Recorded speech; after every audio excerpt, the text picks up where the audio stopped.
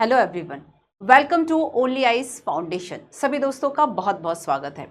तो इस सेशन में हम बात कर रहे हैं आपका जो कंटेम्प्रेरी इंडिया पार्ट 2 चल रहा है, उसमें हम मिनरल्स एंड एनर्जी रिसोर्सेज के बारे में बात करेंगे।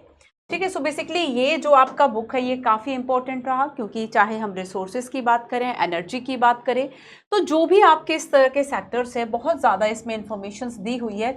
फॉरेस्ट है, वाटर रिसोर्सेज है, लास्ट हमारी एग्रीकल्चर के बारे में बात हुई, साथ में हमने यूपीएससी पर्सपेक्टिव से देखा कि किस तरीके से ये जो टॉपिक्स हैं वे आपके यूपीएससी प्रीलिम्स और मेंस के लिए इम्पॉर्टेंट हैं। और आज के सेशन में हम बात करेंगे मिनरल और एनर्जी रिसोर्सेज में, कि स्पेशली यूपीएससी ने जो क्वेश्चन पूछे ज़्यादातर वह एनर्जी रिसोर्सेज से पूछे, ज़्यादातर वह इस बात को लेकर पूछे कि अगर हमें जो है अभी प्रेजेंट में जो सबसे बड़ा एक चैलेंज है, चाहे हम पोल्यूशन की बात करें या अदर, तो उसमें इंपॉर्टेंस इस बात की है कि हमें क्लीन एनर्जी रिसोर्सेज को अपनाना है।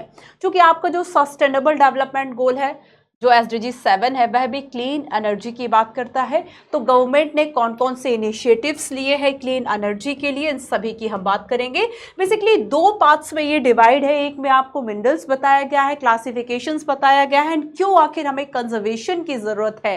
देन नेक्स्ट हम बात करेंगे एनर्जी रिसोर्सेज, और इसमें हम कन्वेंशनल एंड नॉन कन्वेंशनल जो एनर्जी रिसोर्सेज है इसके बारे में बात करेंगे। सबसे पहले मैं आपको एक ब्रीफिंग दे देती हूँ, ठीक है, कि हम पढ़ने क्या वाले हैं। जैसे कि मैं थोड़ा सा आपको कोल मिनिस्ट्री है या फिर ministry of petroleum natural gas है ये बताऊंगी, फिर हम थोड़ा क्लासिफिकेशंस पे बात कर देंगे, what is minerals, minerals distribution क्या है, और डिस्ट्रीब्यूशंस में यहाँ पे मैं जो ये एक ग्राफ यूज करने वाली हूँ इसकी हम बात करेंगे कि आयरन ओर फील्ड्स की अगर हम बात करें कि कहाँ कहाँ पर लौह अयस्क पाए जाते हैं, है ना, और वहाँ पर के और अगर ये इस पर्टिकुलर अगर हम फील्ड की बात करें तो यहाँ पर ये जो फील्ड है वह कितने स्टेट में है, कौन कौन से यहाँ पर कोल है, और बाकी कौन कौन से पोर्ट से एक्सपोर्ट होते हैं। ठीक है, इन सब की हम बात करेंगे। अच्छा, तो ये आयरन बेल्ट हो गया आपका, है ना।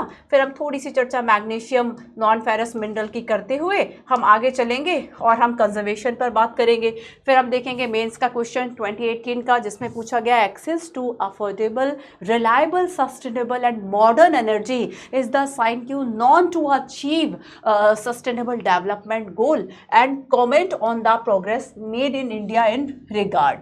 तो आखिर गवर्नमेंट ने क्या किया है, आखिर इंडिया ने इस संदर्भ में क्या प्रयास किए हैं, उन सभी की चर्चा हम यहाँ पर करेंगे। ठीक है, थोड़ा सा फॉर्मेटिंग कराऊंगी।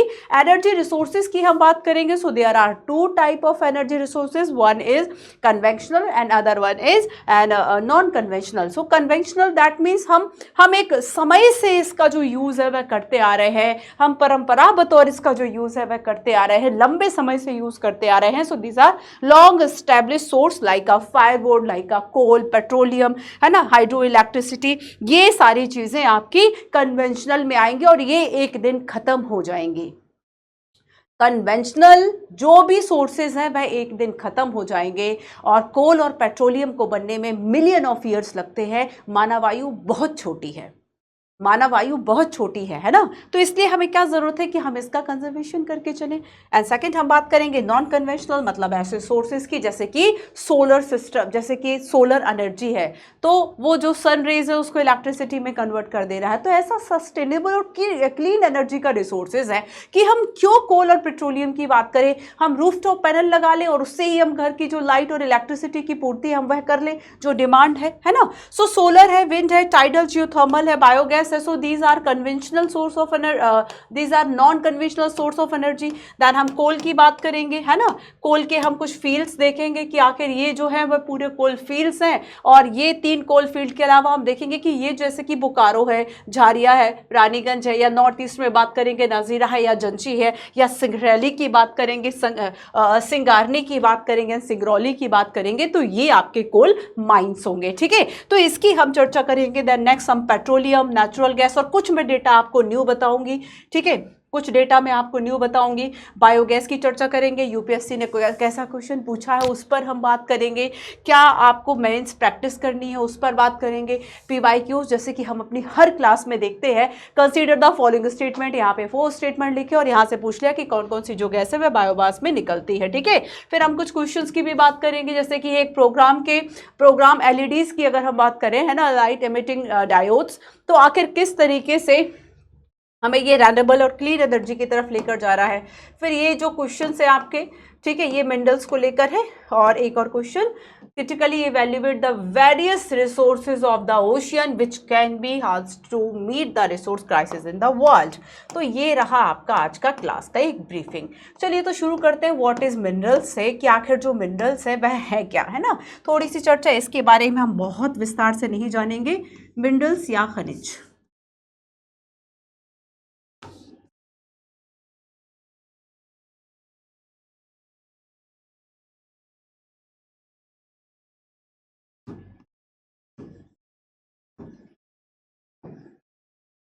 मिनरल्स खनिज, जैसे कि खनिज किसे कहेंगे, हम जनरली जानते तो हैं कि खनिज मतलब क्या है ना, बट जब हमें डेफिनेशन की बात आती है तो उस वक्त जो है वह हमें चीज़ें नहीं समझ में आती।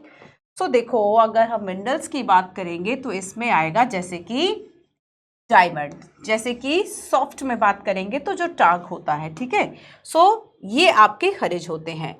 और ये बेसिकली आपको मिलते कहाँ से हैं, ये आपको रॉक से मिलते हैं, चट्टानों से मिलते हैं, है ना। लेकिन आप देखेंगे जिस तरीके से ओवर एक्सप्लॉयटेशन चीज़ों का किया जा रहा है तो ये धीरे धीरे नीचे की ओर जाते रहे हैं, नीचे की ओर जा रहे हैं। और उस तरीके से उनको वहाँ से निकालना और उनका वहाँ से निकाला जाना बेसिकली अब उतना कॉस्ट इफेक्टिव नहीं रहा। तो बिकॉज ऑफ लोगों की एनर्जी की जो आवश्यकताएं हैं वह बढ़ चुकी हैं, है ना, लोगों की जो रिसोर्सेज यूज़ करने की जो क्षमता है वह बढ़ चुकी है, और इसलिए जो मिनरल्स का एक्सप्लॉयटेशन है वह भी काफ़ी हो रहा है। तो जब हम देखेंगे कि मिनरल्स का यूज़ आखिर हमारी लाइफ में क्या है, तो चाहे हम एक छोटी सी पिन की बात कर लें, चाहे हम एक छोटी सी पिन, सो टिनी पिन से लेकर जो आप बड़े बड़े जहाज देखते हैं, ये सभी किससे बने हुए हैं, तो हमारी लाइफ में बहुत ज़्यादा इम्पोर्टेंस है खनिजों का, मिनरल्स का। सो बेसिकली ये सभी किससे बने हैं, मेड फ्रॉम मिनरल्स। हमारी लाइफ में काफ़ी बड़ा इम्पोर्टेंस है। एंड इसके अलावा सेकेंड वन हम देखेंगे कि बेसिकली आखिर इसकी जो प्रकृति है वह क्या होती है। तो जो इसकी प्रकृति है वह क्या होती है, तो जो जियोलॉजिस्ट है ना, जो जियोलॉजिस्ट है वो बेसिकली इसको डिफाइन करते हैं कि ये बेसिकली क्या है, एक मतलब इसका जो भी होगा, जो भी मिनरल होगा उसकी एक विशेषता ये होगी कि उसका डिफाइंड इंटरनल जो स्ट्रक्चर है वह होगा, है ना। साथ ही ये नेचुरली ऑक्यूरिंग सब्सटेंस होंगे। इन सभी चीज़ों की बात इसमें की जाती है कि प्राकृतिक रूप से ये उपलब्ध है, एक समरूप तत्व है, साथ ही इनके एक डिफाइंड तरीके से जो इनके एलिमेंट्स हैं कि इसमें क्या क्या अवेलेबल होगा। जैसे कि अगर हम खनिजों में बात कर लें, कोल की बात कर लें, है ना, अगर हम कोल की बात करें या फिर हम बॉक्साइट की बात करें, आयरन ओर की बात करें, खनिज लौह अयस्क की बात करें, है ना। सो बेसिकली इसमें क्या क्या जो और इसमें एलिमेंट्स हैं वह होंगे, उन सभी का एक बेसिक हम कहेंगे कि बेसिकली एक जो एलिमेंट्स का तरीका है वह एक डिफाइन होगा, डिफाइन पूरा इंटरनल स्ट्रक्चर इसका होता है। हाँ, इसके अलावा हम देखेंगे कि जैसे कि सबसे हार्ड जो है वह क्या है, तो सबसे हार्ड डायमंड है। सब सॉफ्ट की बात करेंगे तो जो सॉफ्टेस्ट होता है वह टाक होता है, ठीक है, टाल्क होता है। तो ये सारी बातें हैं इसमें। सो बेसिकली एक होमोजेनस नेचुरली, इसकी विशेषता क्या है, होमोजेनस नेचुरली ऑक्यूरिंग सब्सटेंस है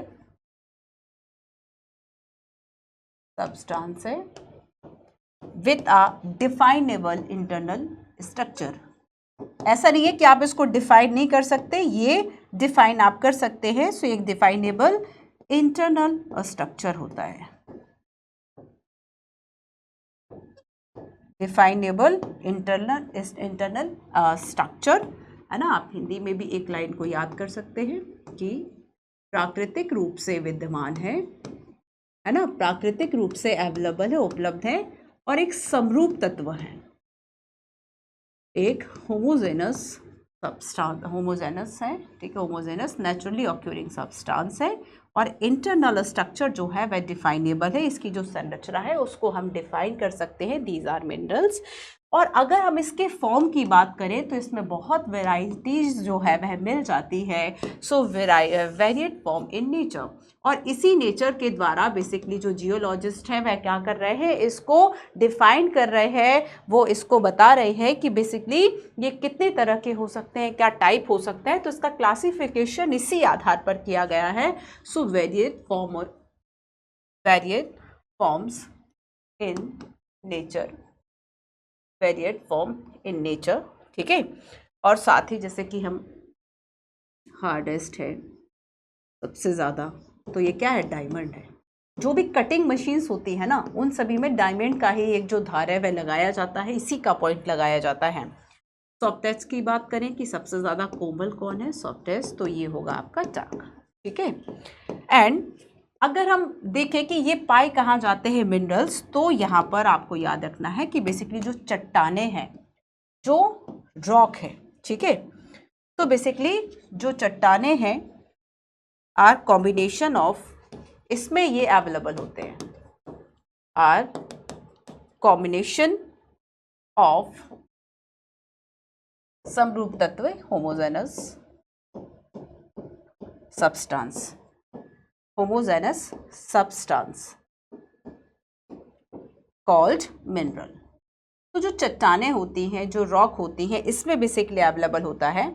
तो देखो वही बात है, जब हमने रिसोर्सेज की बात की थी तब हमने देखा था कि जब तक ह्यूमन रिसोर्स ना हो और जब तक टेक्नोलॉजी ना हो, तब तक आप किसी भी मिनरल या कोई भी जो रॉक है वो रॉक ही है, वो आपकी यूज़ का नहीं है, वो रिसोर्सेज नहीं है। तो ह्यूमन रिसोर्स खुद एक रिसोर्स है जो कि टेक्नोलॉजी के द्वारा, जो कि अपने श्रम के द्वारा, अगर हीरा जो है वह कहीं पर अवेलेबल है तो उसकी खान से उसे निकाल कर उसका जो ज्वेलरी है वह बनाता है और फिर मार्केट में लाता है। तो बेसिकली ये पूरा प्रोसेसिंग है। तो अगर हमारे पास टेक्नोलॉजी ना हो, अगर हमारे पास स्किल्ड लेबर ना हो, अगर हमारे पास नॉलेज ना हो, तो हम कभी भी ये जो रॉक है हम इसको एज अ रिसोर्सेज कन्वर्ट नहीं कर सकते। सो मिनरल्स को अगर हम देखें कि मिनरल्स तो अवेलेबल है, लेकिन अब जैसे कि पेट्रोल अवेलेबल है, पता है कि यहाँ पे पेट्रोल अवेलेबल है, बट आप उसका यूज़ नहीं कर सकते। तो जैसे कि आप देखेंगे रिसेंटली अगर हम देखें तो जो महानदी गोदावरी बेसिन है वहाँ पर नेचुरल गैस के भंडार पाए गए। पूरी उम्मीद है इस बात की कि पेट्रोलियम के भी भंडार हैं, क्योंकि पेट्रोलियम के जहाँ पर पेट्रोलियम है वहाँ पर नेचुरल गैस भी मिल जाती है।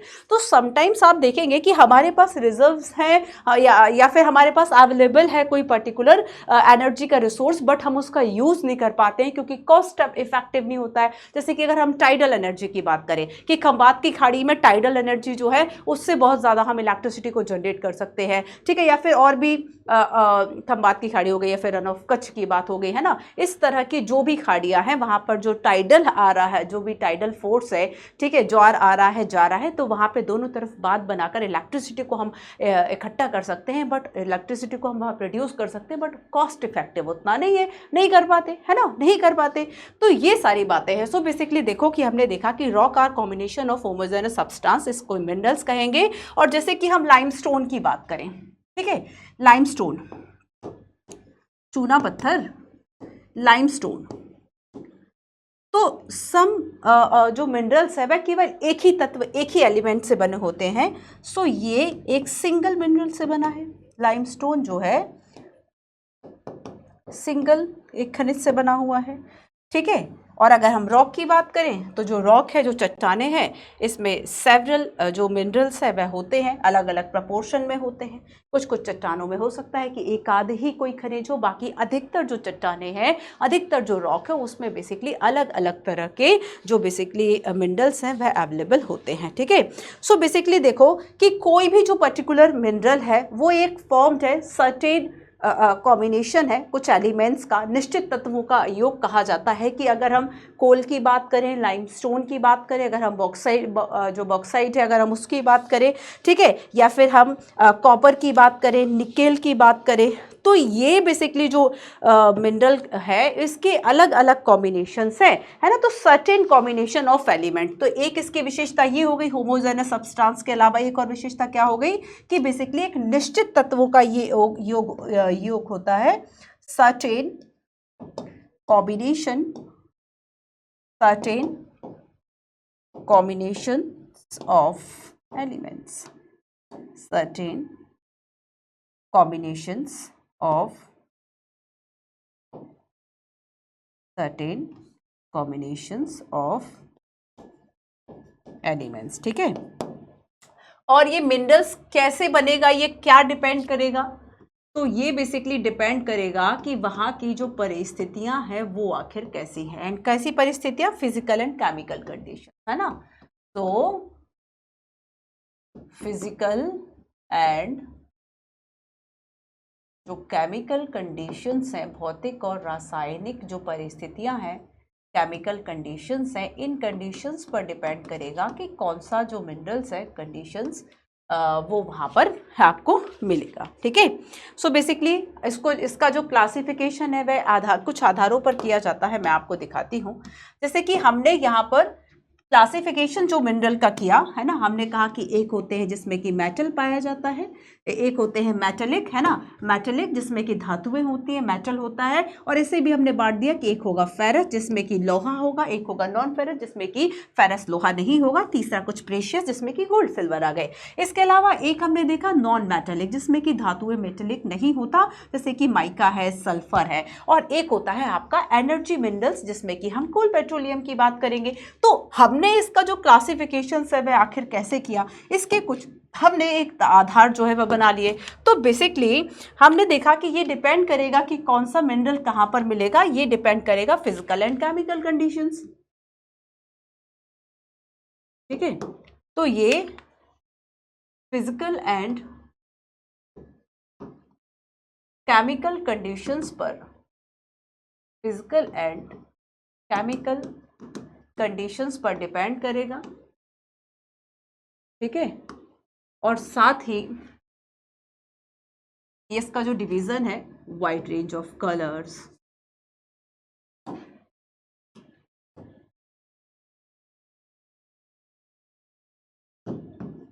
अलग अलग कलर के होते हैं, wide range of colour.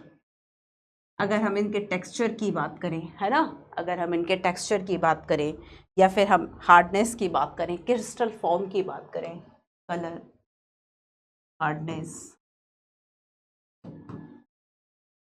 Crystal forms, hardness, crystal, इन सब के आधार पर हम बेसिकली इनको जो है वह डिवाइड करते हैं। सो wide range of colour, hardness, है ना, डेंसिटी है। तो इसके बेस पर, जो प्रॉपर्टीज़ के बेस पर बेसिकली फॉर्म है या डेंसिटीज़ है, तो ये सब क्या हो गया, ये इसका एक हम ये कह सकते हैं कि ये बेसिकली इसकी प्रॉपर्टीज़ ही तो हो गई। तो इन प्रॉपर्टीज़ के बेस पर, इन प्रॉपर्टीज़ के बेस पर जो ये क्लासिफिकेशन जो ये वर्गीकरण है वह कर दिया जाता है ना। सो फेरस, जिसमें कि हम मुख्य चर्चा जो इसमें करेंगे आयरन ओर की करेंगे, ठीक है, मैग्नीशियम, कोबाल्ट। नॉन फेरस में आएगा आपका copper, lead, tin, bauxite, gold, silver, platinum, ये किस में आएगा, ये प्रेशियस में आएगा। नॉन मेटेलिक में आएगा mica, salt, potash, sulphur, granite, limestone, marble and sandstone. Energy में आएगा कोल, पेट्रोलियम, नेचुरल गैस। अब चूंकि हम पढ़ रहे हैं यूपीएससी के पर्सपेक्टिव से, क्लास 7 के लिए तो पढ़ना नहीं है, हमें पढ़ना है क्योंकि यूपीएससी आपका हो जाए, है ना। क्लास 10 का तो 10 के लिए नहीं पढ़ना है ना, 7 10। सो यहाँ पर देखो, हम मेन फोकस हमारा आयरन ओर रहेगा, ठीक है। और यहाँ पर हम कोल, पेट्रोलियम, नेचुरल गैस, इन सब की बात करेंगे क्योंकि यूपीएससी के प्रीवियस ईयर क्वेश्चंस पेपर और सारी चीज़ें ये भी हमें देखनी है, ठीक है। चलिए, सो हम शुरू करते हैं सबसे पहले कि आयरन ओर के पहले ये देखते हैं कि अगर हम मिनरल डिस्ट्रीब्यूशन इन इंडिया की बात करें तो डिफरेंट है। जैसे कि कहीं कहीं पर आपको ये जो आपको दिख रहा है ये आयरन ओर फील्ड हो गई है ना, लो आयस की फील्ड, जो कि आगे मैं आपको इसमें ये दिखाने वाली हूँ, याद कराने वाली हूँ साथ साथ में, ठीक है। ये आयरन ओर फील्ड हो गई। कुछ यहाँ पर माइंस हैं, इसके अलावा कुछ हम देखेंगे कि यहाँ पर जो मैग्नीज है वो भी यहाँ पे अवेलेबल है ना। इन पेटियों में कहीं कहीं जो मैग्नीज है वह अवेलेबल है, कहीं बॉक्साइट अवेलेबल है, कहीं पर माइका अवेलेबल है। सो इंडिया जो है वह रिसोर्सेज के मामले में बड़ा ही रिच है, बहुत डाइवर्स है, but uneven spread across the country. और इवन ऐसा नहीं है कि डिस्ट्रीब्यूशन एकदम सेम है, तो चूंकि नेचुरली डिस्ट्रीब्यूट है तो हम चाहकर भी इसका डिस्ट्रीब्यूशन सेम नहीं एक्सपेक्ट कर सकते। सो पेनिनसुला नेचुरल रॉक की बात करें तो इसमें कोल है, मेटेलिक मिनरल है, माइका है। सेडिमेंट्री रॉक की बात करेंगे, जैसे कि अगर हम गुजरात असम की बात करें तो ये पेट्रोलियम है। असम सबसे पुराना एरिया है जहां पर कि पेट्रोलियम जो है उसका प्रोडक्शन किया जाता है। लेकिन एट प्रेजेंट अगर हम देखें तो जो मुंबई हाई है ना, मुंबई हाई सबसे ज़्यादा यहाँ पर जो प्रोडक्शन है पेट्रोल का, ऑयल का, ठीक है, ये होता है एट प्रेजेंट। राजस्थान में देखें तो नॉन फेरस जो मिनरल्स है इसके लिए काफ़ी फेमस है। नॉर्दर्न प्लेन की बात करें तो ये basically generally lack economical viable mineral deposits, ठीक है। अब हम आते हैं आयरन ओर पर। तो बेसिकली देखो जो आयरन ओर है ये आखिर, सबसे पहले ये देखो आयरन ओर आखिर है क्या। एक बेसिक मिनरल है और ये बैकबोन है। बेसिक मिनरल है एंड ये क्या है, backbone of the industrial development. Backbone of the, लिख लो इस बात को, backbone of the industrial development.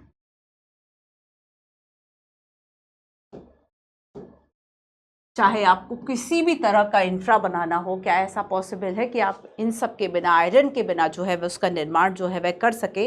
तो इंडस्ट्रियल डेवलपमेंट के लिए बेसिकली एक बैकबोन की तरह जो काम है वह आयरन ओर करता है, लौह अयस्क करता है। सो एक फंडामेंटल मिनरल है, इंडस्ट्रियल डेवलपमेंट के लिए एक फंडामेंटल मिनरल है और high quality iron ore reserve जो है वह बेसिकली इंडिया में अवेलेबल है। अब देखो कि यहाँ पर हम कुछ इसके टाइप देखेंगे। एक टाइप तो होगा आपका मैग्नेटाइट और दूसरा टाइप आपका होगा जो कि होगा हेमेटाइट, है ना। सो मैग्नेटाइट एंड हेमेटाइट जो है वह आखिर क्या है। एक तो आपको यही याद रखना है कि मैग्नेटाइट है, हेमेटाइट है, या फिर इसके साथ कुछ और अगर लिखा है, मान लीजिए कि बेसिकली कोल का कोई जो जैसे कि लिग्नाइट लिख दिया, बिटुमिन्स लिख दिया, है ना, या फिर एंथ्रेसाइट लिख दिया, तो आपको याद रखना है कि बेसिकली इसके जो आयरन ओर में जो है वह मैग्नेटाइट एंड हेमेटाइट ही आएंगे। मैग्नेटाइट सबसे अच्छी क्वालिटी का जो आयरन ओर है वह कहलाता है, लेकिन अगर हम अपने देश में अवेलेबल के अकॉर्डिंगली देखें या ज़्यादा जो कमर्शियल यूज़ होता है वो आपका हेमेटाइट है, ठीक है। सो यहाँ पर देखो कि आयरन ओर जो है, ठीक है, आयरन ओर जो है इसके हम यहाँ पर 2 टाइप्स देखेंगे और ये 2 टाइप्स ये यूपीएससी पूछा भी है, ठीक है। और इसमें जनरली ये पूछ लेता है कि ये, जैसे कि मान लीजिए केवल मैग्नेटाइट के बारे में पूछ लिया, 2-3 इन्फॉर्मेशन उसके बारे में दे दी, फिर यही सेम चीज़ें हेमेटाइट के बारे में कर दी। सो बैकबोन ऑफ इंडस्ट्रियल डेवलपमेंट है एंड इसके साथ हम मैग्नेटाइट, इन दोनों को देख लो, 3-3 4-4 इसकी स्पेशलिटीज हैं उसको लिख लो, and haematite, magnetite and haematite, magnetite and haematite, ठीक है। अब देखो जो हेमेटाइट है बेसिकली ये स्लाइटली लोअर है ना। ये बेसिकली अगर हम क्वालिटी कहें तो मैग्नेटाइट की अपेक्षा इसकी जो क्वालिटी है वह कैसी है, कम है। तो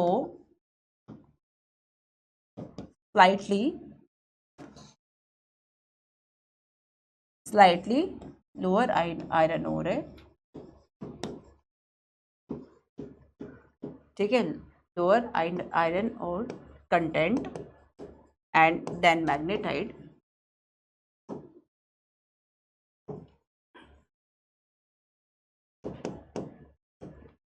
और लगभग इसमें जो आयरन ओर पाया जाएगा वह होता है 50 to 60%, 50 to 60% जो है वह होता है। बट अगर हम इंटायर प्रोडक्शन की बात करेंगे, है ना, अच्छा पहले मैग्नेटाइट को देख लेते हैं, फिर मैं आपको प्रोडक्शन के कुछ डेटा जो है वह बता देती हूँ। अगर हम मैग्नेटाइट की बात करेंगे तो देखो ये बेसिकली फाइनेस्ट आयरन ओर है, फाइनेस्ट आयरन ओर है, और जहां इसमें 50 to 60% जो आयरन ओर कंटेंट है वह पाया जा रहा था, वही very high content of iron होता है और अप टू 70% होगा। सो फाइनेस्ट आयरन ओर है and up to 70%, up to 70% iron content,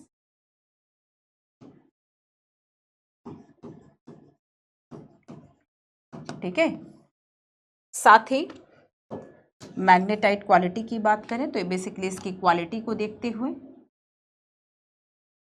अच्छा इसकी जो इसमें बहुत ज़्यादा चुंबकीय शक्ति भी होती है। मैग्नेटिक क्वालिटी, कमेंट करके बताना कि जो रेलवे की पटरियां बनी होती है वो आखिर किसकी बनी होती है, मैग्नेटिक क्वालिटीज़। और इसका इलेक्ट्रिक जो यूज़ है वह बहुत ज़्यादा होता है इलेक्ट्रिक यूज़ के लिए, ठीक है। तो ये मैग्नेटाइट एंड हेमेटाइट की बात कर ली। अच्छा, अब हम इंटायर प्रोडक्शन की बात करें, और ये जो प्रोडक्शन है वो हम देखें अगर 2018-19 के अकॉर्डिंगली, 2018-19 के अगर मैं डेटा की बात करूं तो 3-4 राज्य ही ऐसे हैं जिसने 97% जो आयरन प्रोडक्शन है वह किया। अदर स्टेट ने केवल टोटल मिलाकर 3% ही किया। सो यहाँ पर जिसने आयरन ओर प्रोडक्शन किया, entire production of iron ore, entire production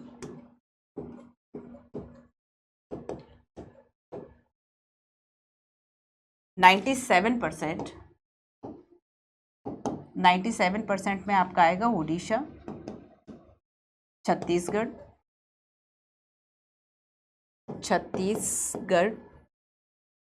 Karnataka, Jharkhand, Karnataka, Jharkhand, and remaining जो स्टेट्स हैं, जो रिमेनिंग है ना, जो कि बाकी 3% है, ठीक है। बाकी 3% जो है वो आपका अदर स्टेट का है, 3% अदर स्टेट्स। अब हम मेजर आयरन बेल्ट की बात कर ले कि आखिर जो आयरन है वो कहाँ कहाँ पाया जाएगा, है ना। तो देखो बेसिकली ओडिशा, झारखंड जो कि हाई ग्रेड हेमेटाइट रिजर्व है, दुर्ग, बस्तर, चंद्रपुर, पेटी, है ना, ये ज़्यादातर जो है वह छत्तीसगढ़ में फैला हुआ है। सो 1, 2, तीसरा है आपका बेल्लेरी, जो चित्रदुर्ग, चिकमंगलूर, तुमकारू पेटी है जो कि ज़्यादातर कर्नाटका में फैली है, ठीक है। तो देखो हेमेटाइट ओडिशा, झारखंड, हेमेटाइट ही छत्तीसगढ़ में, कर्नाटका पेटी की बात करेंगे, है ना। सो ये बेसिकली इंक्लूडिंग कुद्रेमुख, ये इसी में रिजर्व आ जाएगा। और महाराष्ट्र, गोवा की बात करेंगे, सो डिपोजिट्स एक्सप्लॉइटेड इफेक्टिवली। सो महाराष्ट्र, गोवा, ये 4 पेटियाँ होंगी। अब ये 4 पेटियाँ है कौन कौन सी, तो देखो फर्स्ट है आपका ओडिशा झारखंड बेल्ट। तो ये वाला जो आपका बेल्ट है ये आपका ओडिशा झारखंड बेल्ट है। आगे आगे सब ये आपका फर्स्ट है, देखो फर्स्ट डला हुआ है ना, तो ये फर्स्ट डला हुआ है तो फर्स्ट में क्या लिखा है, ओडिशा झारखंड बेल्ट, है ना। सेकंड जो आपकी ये पेटी है, ठीक है, ये आयरन और जो आपकी फील्ड है ये कौन सी है, दुर्ग, बस्तर, चंद्रपुर पेटी। अब देखो नाम कैसे रख दिए कि एक जगह दुर्ग थी, है ना, उसमें ज़्यादा उसमें ज़्यादा आयरन ओर था, बस्तर में था, चंद्रपुर में था, तो उसको नाम दे दिया कि दुर्ग है, चंद्रपुर है, एंड आपका ये वाला पेटी हो गया, ठीक है, दुर्ग, बस्तर, चंद्रपुर बेल्ट। अब देखो तीसरा जो है थर्ड, इस जो कि महाराष्ट्र में है, तो ये आपका महाराष्ट्र गोवा बेल्ट हो गया, ठीक है, चूंकि गोवा और रत्नागिरी 2 यहाँ पे आयरन और जो है वह माइंस हैं, ठीक है। तो ये और चौथा हो गया, देखो फोर्थ जो है वह थोड़ा सा देखना, ये थोड़ा सा आपको ज़्यादा पेटियाँ हैं, यहाँ पे 1, 2, 3, 4, 5 ये पूरा आपका फील्ड है। और इस फील्ड में ये जो आपको रेड बॉक्स दिख रहे हैं ये आपके आयरन और माइंस हैं, खान है जहाँ से निकाला जाता है आयरन और, ठीक है। तो इसमें देखो बल्लोरी है, चित्रदुर्ग है, तुमकुरू है, चिकमंगलूर है और कुद्रेमुख है। तो यहाँ पे ये 5 खाने होंगी, यहाँ पे ये 2 हो गई, 2 माइंस हो गई, यहाँ पे ये 3 माइंस होंगी और इसमें भी 3 माइंस होंगे, ठीक है। तो यहाँ पर देखो सबसे कम तो यहाँ पे है, याद करना आसान है, ये ज़्यादातर पड़ेगा आपका महाराष्ट्र, ये कर्नाटका, ये छत्तीसगढ़, ये उड़ीसा और झारखंड। तो इस तरीके से यहाँ पर आपको मेजर जो बेल्ट है वह 4 दिखाई देती हैं। मेजर 4 बेल्ट हमें दिखाई देती हैं, ओडिशा झारखंड बेल्ट, फिर से याद करो, ओडिशा झारखंड, ये आपका होगा दुर्ग, बस्तर, चंद्रपुर पेटी, ये थर्ड आपका होगा महाराष्ट्र गोवा बेल्ट, और 4 आपका होगा बल्लोरी, चित्रदुर्ग, चिकमंगलूर, तुकमारू पेटी, ठीक है, ठीक है, क्लियर है। अब देखो, अच्छा एक बात और याद रखो, 4 पेटियां और आपने इसमें ये देख लिया, अब इसके पास में ना पोर्ट है, जो ब्लैक कलर के ये बॉक्सेस आपको दिख रहा है, ये फर्स्ट बॉक्स, ये सेकंड बॉक्स, ये थर्ड बॉक्स और ये 4 बॉक्स, ये 4 बॉक्स जो है ये आपके पोर्ट है, ये आपके क्या है, बंदरगाह है, ये आपके बंदरगाह है, ठीक है। अब देखो इस पोर्ट से जो एक्सपोर्ट का काम है बेसिकली वह किया जाता है, इस इम्पोर्ट से एक्सपोर्ट का जो काम है बेसिकली वह किया जाता है। जैसे कि अगर हम महाराष्ट्र और गोवा की बात करें तो आप खुद सोचिए कि ये यहाँ से क्यों जाएंगे, थर्ड वाले से क्यों जाएंगे जब यहाँ पर ही पोर्ट अवेलेबल है। तो यहाँ पे देखो जो मार्मा गोवा पोर्ट है, ये फोर्ट लिखा हुआ है ना, तो मार्मा गोवा जो पोर्ट है वह बेसिकली इस महाराष्ट्र में जो आयरन ओर होता है इसके एक्सपोर्ट के लिए यूज किया जाता है। अगर हम बात करेंगे चौथा, ये जो कर्नाटका वाला बेल्ट है इसमें जो आयरन ओर होता है इसका एक्सपोर्ट किससे होगा, 3 मंगलुरु से होगा। ठीक है, अगर हम बात करें कि जो आपका ये दूसरा पेटी है, जो आपका दूसरा आयरन ओर फील्ड है, ठीक है, इस फील्ड का जो एक्सपोर्ट है वह होगा आपका विशाखापत्तनम पोर्ट से। ये सेकंड आपका विशाखापत्तनम पोर्ट है। और फर्स्ट की बात करेंगे ये पारादीप है। तो बेसिकली जो ओडिशा झारखंड पेटी है इस बेल्ट से जो एक्सपोर्ट किया जाएगा वो आपका किससे होगा, पारादीप से होगा, पारादीप पोर्ट से। ठीक है, तो ये क्वेश्चन आ चुका है विशाखापट्टनम का कि साउथ कोरिया और जापान जो आयरन ओर भेजा जाता है इंडिया से, जो रॉ मटेरियल भेजा जाता है बाकी इंडस्ट्रीज के लिए, वो कहाँ से एक्सपोर्ट होता है, मार्मा गोवा है, मंगलुरु है, विशाखापत्तनम है, पारादीप है। तो उसका आंसर क्या होगा, विशाखापत्तनम होगा। ठीक है, अच्छा देखो ज़्यादा नहीं, सभी के मत बनाओ। मैं नहीं कहती कि आप बॉक्साइट की भी बना लो, आप मैग्नीशियम की भी बना लो, आप सबके बना लो, ये नहीं कहती मैं, लेकिन एटलीस्ट जो इम्पोर्टेंट है, जैसे कि आयरन ओर बहुत इंपॉर्टेंट है, कोल पेट्रोलियम बहुत इंपॉर्टेंट है। तो जब भी ज्योग्राफी में फ्रेंड्स आप इसका आंसर लिखे, प्लीज इस बात को मेक श्योर करें कि आपका जो आंसर हो, है ना। जैसे कि मैं आपको ज्योग्राफी में अगर मान लीजिए आपको कभी भी आंसर लिखना है, आप कैसे लिखोगे, तो ज्योग्राफी में हमेशा मैं स्ट्रैटेजी के लिए आपको क्या बताती हूँ कि इसमें आपका एक पॉइंट जो है वह बढ़ जाता है। जैसे कि चलो ठीक है, आपने सब सब्जेक्ट का स्टैटिक किया, इसका भी आपको करना ही है, आपने ठीक है इसका भी जो करंट है वह किया, और बेसिकली इस तरह के जो रिसोर्सेज और टॉपिक्स है ना, इन सभी टॉपिक्स में तो जो रिसोर्सेज और बाकी चीज़ें होंगी वो सब करंट से रिलेट करके पूछा जाएगा, है ना। स्टैटिक भी पढ़ना है आपको, एनसीईआरटीज़ भी देखना है आपको, करंट भी पढ़ना है आपको, एमसीक्यूज़ भी लगाने हैं आपको, पीवाईक्यूज़ भी लगाने हैं, और ये पीवाईक्यूज़ आपके पीटी के होंगे, मेंस के होंगे, है ना। प्लस आपको इन सभी चीज़ों का क्या करना है, रिवीजन भी करना है। लेकिन इसके अलावा जो मैप में एक चीज़ इंक्लूड हो जाती है ज्योग्राफी में, दैट इज़ मैप, है ना। कि अगर आपने जो कोल फील्ड है इसके बारे में बताया या आयरन फील्ड के बारे में बताया, तो इस बात को एटलीस्ट मेक श्योर करो कि देखो जैसे कि आप आंसर लिख रहे हो, है ना। अगर आपने आंसर लिखा है, फॉर एग्जाम्पल ये आपका पेज है, ये आपका पेज है, अब इसमें कैसे आंसर लिखोगे, ठीक है। यहाँ पर आपका क्वेश्चन है, दोनों तरफ थोड़ा थोड़ा आपका जो मार्जिन है वो छोटा होता है। तो जैसे कि मान लीजिए आपसे आयरन ओर का ही क्वेश्चन जो है वह पूछा गया और इसके डिस्ट्रीब्यूशन के बारे में पूछा गया, तो आपने बताया कि इंडस्ट्रियल डेवलपमेंट के लिए ऐसा है, ऐसा है, ऐसा है। ये आपने थोड़ा सा 2 लाइन का आपने इंट्रो दे दिया, ठीक है, 2-3 लाइन का आपने यहाँ पे 2-3 लाइन का इंट्रो दे दिया, इससे ज़्यादा नहीं। या फिर आपके पास कोई डेटा है, कोई फैक्ट है आयरन ओर को बताने के लिए कि वर्ल्ड लेवल पर हम क्या हैं वो बता दो।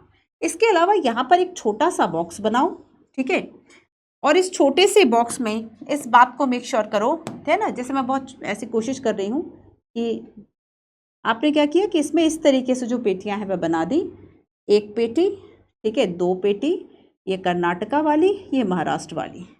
तो आपने क्या किया कि यहाँ पे सीधा सीधा आंसर नहीं लिखा, बल्कि आपने ये जो आयरन और या ज्योग्राफी से रिलेटेड जब भी आप चीज़ों को बताओ, बस छोटा सा बना दो कि ये फर्स्ट बेल्ट है, ये सेकंड बेल्ट है, बहुत रफ कर दो, मत करो फेयर, ये थर्ड बेल्ट है, ये 4 बेल्ट है, और यहाँ पर थोड़ा सा आपने एक्सप्लेनेशन दे दिया कि इस तरीके से डिस्ट्रीब्यूशन किया गया है, और ये है ना। तो ये सारी आपने बता दिया कि ये इंपॉर्टेंट 4 बेल्ट हैं और यहाँ पर ये पाया जाता है, आयरन ओर में सबसे अच्छा ये होता है, और इंडिया जो है वह प्रोडक्शन में कहाँ है। तो थोड़ा सा आपने डेटा और फैक्ट की जो बात है वह आपने कर दी, है ना।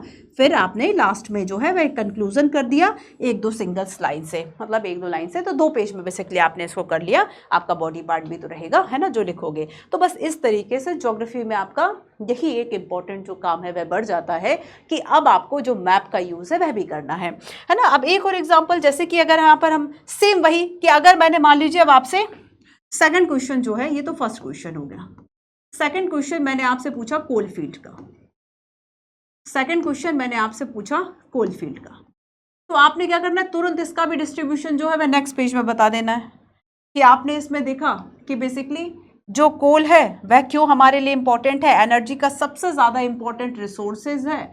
आपने एक थोड़ा सा इंट्रोडक्शन दिया, आपने प्रोडक्शन वगैरह बता दिया, और फिर आपने यहाँ पर एक बॉक्स बना दिया है ना, और उसमें एक मैप से ये बता दिया कि बेसिकली अगर हम कोल को लेकर के देखेंगे तो इंडिया में बेसिकली इसकी जो लाइफ है ना, इसकी जो जियोलॉजिकल जो लाइफ है उस आधार पर इसे दो पार्ट्स में डिवाइड किया जाता है। एक तो जो गोंडवाना लैंड वाला है कोल, और दूसरा जो नॉर्थ ईस्ट में टर्शियरी वाला है, टर्शियरी है ना। तो इसको आपने बता दिया कि ये दो मेन क्षेत्र है, बस आपने आगे आपने जो एक्सप्लेनेशन है बेसिकली वह दे दिया, कंक्लूड करके जो है वह खत्म कर दिया है ना। लगभग आप कोशिश कीजिएगा कि आप 250 वर्ड्स में अपनी बात को इतनी सटीकता से कह दें कि आपको 251 वर्ड्स की भी जरूरत ना पड़े, और ये चीज केवल प्रैक्टिस से आएगी। 250 वर्ड्स में कोशिश कीजिएगा एक बार। मेंस बच्चों उसी का निकलता है जिसने ऐसे 400-500 जो एटलीस्ट 400-500 जो क्वेश्चन, एटलीस्ट मिनिमम है ये 400 to 500 जो क्वेश्चंस हैं उन्होंने फॉर्मेट कर लिए हों। अब तक जितने भी बच्चे सेलेक्ट हुए जिनसे सामना हुआ है, लास्ट आप सभी ने देखा होगा कि जो टॉपर्स मीट हुआ है ना, लगभग हम लोगों को 40 टॉपर्स से मिलने का अवसर मिला। तो कैमरा ऑन कैमरा तो बहुत सारी वो बातें नहीं करते, ऑन कैमरा हम लिमिटेड हो जाते हैं ना। जैसे कि आप मुझसे ऑफलाइन क्लास में पढ़ेंगे तो इतना मतलब मैं डायरेक्ट पढ़ाने, थोड़ा सा इंट्रैक्शन भी स्टूडेंट से हो जाता है, बट अगर ऑनलाइन क्लास लेनी हो तो मैं केवल टू द पॉइंट बात कर रही होती हूँ। तो जब वो कैमरे के सामने नहीं थे तब उन्होंने जो अपनी परेशानी, उन्होंने जो अपनी चीज़ें बताई कि उन्हें भी सेम वही प्रॉब्लम होती थी जो आप सभी को होती हैं, हम सभी को एज अ स्टूडेंट हुई कि बार बार भूल रहे थे तो फिर किया। जैसे अब एक बहुत सारी कहानियाँ थी, जैसे कि किसी का 1 बार में हुआ, किसी का 5 बार में हुआ, किसी का 8 बार में भी हुआ है ना। मतलब 1 2 3 4 5 6 7 8 9 हर तरह के लोग, हर तरह के टॉपर थे। बट आप ये सोचो, जो फर्स्ट स्टेप में बना वो भी आईएएस बना, जो 8 में बना वो भी आईएएस बना। स्ट्रैटेजीज अलग अलग है। हो सकता है कि बीच में किसी ने 4 साल के लिए स्टडी छोड़ दी, फिर जाके उसको याद आया कि नहीं अब मुझे फिर से यूपीएससी करना है। मान लीजिए कि मैं अभी जॉब कर रही हूँ, मैं अभी आपको पढ़ा रही हूँ है ना, और अभी मुझे पढ़ाना अच्छा लग रहा है। हो सकता है कल को मैं फिर एक ब्रेक लेके सोचूं कि नहीं 1 आध साल एग्जाम देते हैं, ठीक है, एग्जाम देने का मन हो गया तो मैंने 13 में तैयारी शुरू की मान लीजिए है ना, या फिर मैंने 17-18 में दिया पेपर, फिर मैंने 2-3 साल नहीं दिया पेपर। अब आगे अगर मैं सोचूं कि नहीं अब मैं 24 या 25 में अटेम्प्ट करूंगी, 25 के लिए मैंने पढ़ लिया, तो मेरी भी कहानी यही होगी कि मैं 8 साल मैंने पढ़ाई की, तो इंक्लूडिंग तो टोटल होगी ना, माइनस करके कौन देखेगा कि नहीं 8 - 5, क्योंकि 5 साल तो आपने पेपर ही, इस तरीके से कोई नहीं देखता। तो यहाँ पर ऑल ओवर, तो समटाइम्स जब हम किसी की स्ट्रैटेजी सुन रहे होते हैं, किसी के ईयर्स काउंट कर रहे होते हैं, तो हम उस बात को नहीं समझते कि इसमें एक्यूरेसी कितनी है ना। बट सबकी यही कहानी थी। इसका बार बार मेंस फेल हो रहा था एक स्टूडेंट, उसने शेयर, मैंने उससे पूछा कि ऐसी क्या प्रॉब्लम थी कि आप पहले मेंस फेल हुए, फिर आपने सुधार क्या किया। दोनों चीज़ें इंपॉर्टेंट है, प्रॉब्लम क्या थी, सुधार क्या किया। उन्होंने कहा कि मैम मेरा ज्योग्राफी और एनवायरनमेंट बहुत कमज़ोर था, और जब देखा कि यहाँ से हर बार प्रश्न रह रहे हैं, हर बार कहाँ से कट ऑफ आपका आओगे। एक बैलेंस की बात होती है ना कि भाई वर्ल्ड का टफेस्ट एग्जाम है ना, तीसरा इवन टफेस्ट एग्जाम है वर्ल्ड का, और ऐसे में आप अगर कोई एक पोर्शन, वो भी कोर पोर्शन छोड़ के जा रहे हो, अगर आपके चारों कोर सब्जेक्ट्स जो है वह काफ़ी स्ट्रॉन्ग नहीं है, तो आप सोच लेना कि सिलेक्शन नहीं होगा। सिलेक्शन के लिए ज़रूरी है कि चारों कोर सब्जेक्ट पर एटलीस्ट आपकी कमांड हो। तो जब उन्होंने एनवायरनमेंट ज्योग्राफी का सेक्शन जहाँ से बार बार वह लूज़ कर रहे थे, जब उसको ठीक करा तब जाके उनका सिलेक्शन हो गया। तो ये बहुत इंपॉर्टेंट होता है कि आपने कैसे अपनी कमियों को दूर किया। तो सब जो जो अपनी कमी दूर करते गए, कमी दूर करने के लिए कमी को पहचानना ज़रूरी है। हम समझते ही नहीं, हमें लगता है कि नहीं भाई हम तो सर्वगुण संपन्न है ना, जो लोग बता रहे हैं कि रिफॉर्म कर लो वो पागल है। तो यहाँ पर खुद समझो, अगर नहीं समझ में आ रहा है, कोई अगर आपका सीनियर बता रहा है, टीचर बता रहा है कि ये कमी है, प्रैक्टिस में कमी है, अगर नहीं लग रहा है कि नहीं वो गलत बता रहा है, खुद से सेल्फ इवैल्यूएशन कर लो। आखिर यूपीएससी की प्रिपरेशन में आप हो कहाँ? क्या हम उन 6 लाख बच्चों में से हैं जो केवल पेपर देते हैं, है ना? फॉर्म तो 10 लाख भर देते हैं, क्या 6 लाख बच्चों में से है, या उन 3000 बच्चों में से हैं जो लगभग 2800 बच्चों ने इस बार इंटरव्यू दिया? हम आखिर कहाँ पर है, थोड़ा सा एक इवैल्यूएशन करो, और अगर नहीं हो तो क्यों नहीं हो वो भी इवैल्यूएट करो। हो सकता है रिवीजन नहीं करते हो सकता है पढ़ते ही नहीं हो, सोच लिया। समटाइम्स देखो, किसी चीज़ को चाहना और वो हो जाना फ़र्क होता है, दोनों में डिफरेंस होता है। जैसे कि जब हमने राइट्स के बारे में पढ़ा था कि जो मैं चाहूँ, क्या जो मेरी इच्छा है क्या वो मेरा अधिकार है। मैं तो चाहती हूँ कि भाई कोई भी व्यक्ति ये सोचे कि पड़ोसी का जो शीशा है वो तोड़ दे, तो क्या ये उसकी इच्छा है? तो उसका अधिकार हो गया, उसका भी तो अधिकार है अपनी संपत्ति की सुरक्षा का। ऐसे पुलिस ले जाएगी, है ना? मतलब छोटी सी बात है ये, लेकिन मैं बता रही हूँ कि अगर आपने इस तरीके से चीज़ों को करते हो तो यहाँ पर आप हमेशा सोचो कि आप केवल अपनी इच्छा पाले हुए हैं कि यूपीएससी करना है, या सच में उसके लिए काम कर रहे हैं। तो एक होता है कि देखा देखी तैयारी शुरू कर दे, उनका वाई क्लियर ही नहीं है, क्यों तैयारी करनी है वही क्लियर नहीं है।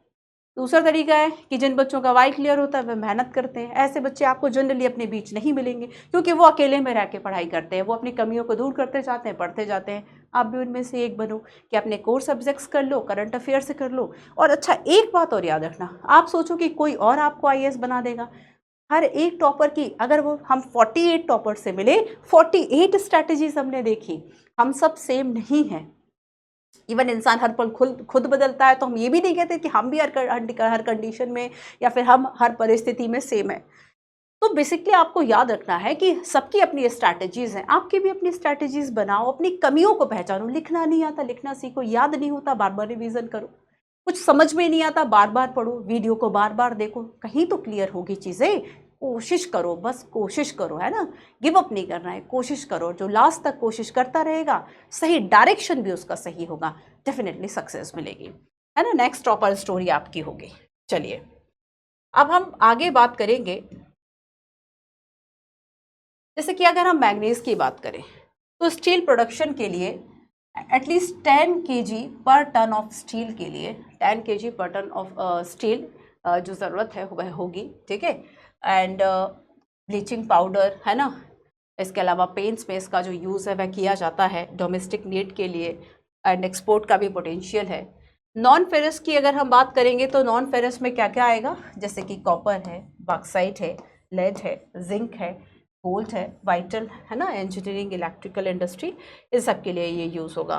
तो ये सारी चीज़ें, मतलब जिसमें आयरन और स्टील जो है, बेसिकली ये तत्व नहीं होते, इस तरह के मेटल्स को, इस तरह के मिनरल्स को हम नॉन फेरस मिनरल्स जो है वह कह देते हैं, ठीक है? तो बेसिकली नॉन फेरस मिनरल्स क्या है? Are material that do not contain iron और steel and they are found in earth as chemical compound, and the most essential non-ferrous metal are oxide और sulfides, ठीक है? आगे देखो, नॉन फेरस की बात करेंगे तो जैसे कि कॉपर है, कॉपर का यूज़ देख लो क्यों होता है? इलेक्ट्रिक केबल में, इलेक्ट्रॉनिक में एंड केमिकल इंडस्ट्रीज में, है ना? बालाघाट है एमपी, खेतरी माइन राजस्थान, है ना? सिंह भूमि यहाँ पर पाया जाएगा। बॉक्साइट की बात कर ले, बॉक्साइट की तो बेसिकली ये कंबाइन है strength, lightness, aluminium combine strength, lightness, conductivity and malleability. तो बेसिकली आप देखेंगे कि जो ये इसका डिपॉजिट है, deposit form the decomposition of rock, जो कि रिच होंगी एल्यूमिनियम सिलिकेट्स में। तो वहाँ पर जो बॉक्साइट है बेसिकली आपको मिलेगा, ठीक है? इंडिया के बॉक्साइट्स के अगर हम निक्षेपों की बात करें तो ओडिशा में आप देखेंगे कि जो 18-19 की बात इसमें बताई गई है, 18-19 के आंकड़े दिए गए हैं कि स्टेट वाइज जो प्रोडक्शन ऑफ बॉक्साइट है उसमें शेयर किसका रहा? तो सबसे ज़्यादा शेयर जो है वह ओडिशा का रहा। कितना? 65%, है ना? देन हम देखेंगे एमपी का कितना रहा? 3%। एमपी का 3%, महाराष्ट्र का 6%, छत्तीसगढ़ का 6%, ये जो एरिया है ये गुजरात का है 9%, ये एरिया झारखंड का है 10%। तो इस तरीके से जो टोटल प्रोडक्शन हुआ वो यहाँ पर हुआ। So Odisha largest bauxite producing state है, ठीक है? इसके अलावा जैसे कि हम कोरापुट की बात करें, कोरापुट डिस्ट्रिक्ट है ना ओडिशा का, ये बहुत इंपॉर्टेंट है। इसके अलावा अमरकंटक है, मैकाल हिल है, बिलासपुर कटनी प्लेट रीजन है, ये ऐसे रीजन है जहाँ पर कि बॉक्साइट के निक्षेप जो हैं वह पाए जाते हैं, ठीक है? चलिए अब एक प्रश्न आता है, वाई कंजर्व मिनरल्स? आखिर मिनरल्स को बचाने की ज़रूरत हमें क्यों है? क्या जिस तरीके से हम इसका ओवर एक्सप्लॉयटेशन कर रहे हैं, क्या हम इसी तरीके से करते जाएं या फिर हमें थोड़ा सा रुकने और सोचने की ज़रूरत है? क्यों हम हर एक चीज़ में सस्टेनेबिलिटी की बात करते हैं? क्या आखिर ऐसा कारण है कि अभी भी हम इसके सस्टेनेबल यूज़ की बात कर रहे हैं, ठीक है? तो हम अगर देखेंगे तो बेसिकली टोटल जो है अगर हम वर्केबल मिनरल्स की बात करें बहुत कम मात्रा में है, अबाउट 1% ऑफ अर्थ क्रस्ट, है ना, टिनी फ्रैक्शन अबाउट 1%। इसके अलावा जो मिनरल्स है बेसिकली इसके बनने की जो प्रक्रिया है वह हज़ारों लाखों वर्षों की है। मतलब कंपैरिजन अगर हम ह्यूमन एज का करें कुछ भी नहीं है ना। तो यहाँ पर क्या है कि मिनरल्स जो है बेसिकली एक्सट्रीमली स्लोली इसका जो प्रोसेस है, फॉर्म प्रोसेस है ना, और ये बेसिकली नॉन रेन्यूएबल हैं ह्यूमन टाइम स्केल से। नॉन रेन्यूएबल सोर्सेज हैं, नॉन रेन्यूएबल सोर्सेज है मतलब जिनको फिर से पुनः प्राप्त नहीं किया जा सकता। नॉन रेन्यूएबल अभी मैं आपको बताती हूँ, जब अभी नेक्स्ट रिसोर्सेज की शुरुआत करते हैं दैन मैं आपको बताती हूँ, ठीक है। तो बेसिकली अगर हम इसको इसी तरीके से कंज्यूमिंग करते जाएंगे तो ये एक दिन ख़त्म हो जाएंगे, तो हमारे पास जो मिनरल्स है वह नहीं बचेंगे। तो मेन चैलेंज क्या है? चैलेंज इसके लिए होता है कि अगर आप कहीं से मिनरल्स जो है वह निकाल रहे हो तो इसकी जो कॉस्ट है ये भी बढ़ती जा रही है। कॉस्ट बढ़ती जा रही है, उसके पीछे और क्वालिटी कम होती जा रही है ना। ओवर टाइम जो क्वालिटी है वह भी डिक्रीज होती जा रही है। कॉस्ट बढ़ने का मतलब ये है कि मान लो अभी आपको बहुत ऊपर ही जो है वह मिल गए, आपको बहुत गहरी खुदाई नहीं करनी पड़ी, बट बीइंग अ टाइम जब इसको ज़्यादा यहाँ से एक्सप्लॉइट कर लिया तो बहुत गहरे तरफ से आपको जो है वह कोई भी जो मिनरल्स है वह अवेलेबल होगा। तो ऐसे में आपको क्या करना होगा? ज़्यादा गहरा गड्ढा करना होगा, ज़्यादा टेक्निक और ज़्यादा चीज़ें आपको चाहिए, ज़्यादा मशीनरी, ज़्यादा लेबर चाहिए, और ऐसे में आप कॉस्ट इफेक्टिव तरीके से चीज़ों को, है ना। सोल्यूशन क्या है कि आप एक सस्टेनेबल तरीके से यूज़ करें, आप एक प्लान वे में यूज़ करें, है ना। टेक्नोलॉजी को डेवलपमेंट करें फॉर यूजिंग लो ग्रेड और economically, recycle metal to lessen the need of fresh mining and finding substitute for certain metal, है ना। कोई सब्स्टिट्यूट ढूंढ लो, ये सारी चीज़ें कर लो। चलो सो नेक्स्ट है मेंस का जो मैंने आपको क्वेश्चन बताया कि affordable, reliable and sustainable and modern energy, ये आवश्यकता है और गवर्नमेंट इसके लिए क्या कर रही है, ठीक है। तो इस क्वेश्चन का आंसर बताऊं उसके पहले एनर्जी रिसोर्सेज को थोड़ा सा देख लेते हैं। एनर्जी रिसोर्सेज जो है वह आखिर हमें एनर्जी की ज़रूरत क्यों है?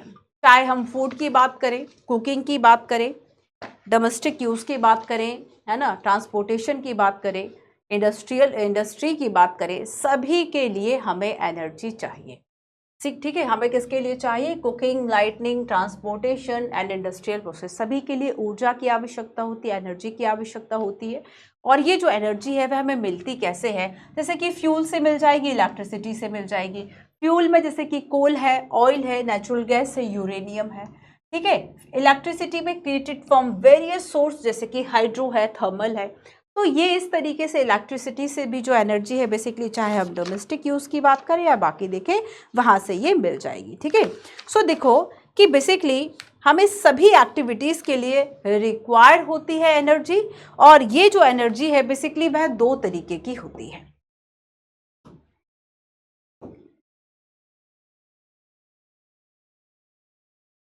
एनर्जी रिसोर्स,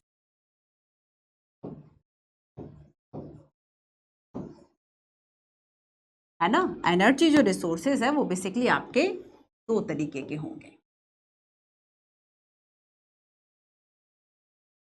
और इसमें जो फर्स्ट है आपका वो होगा आपका कन्वेंशनल।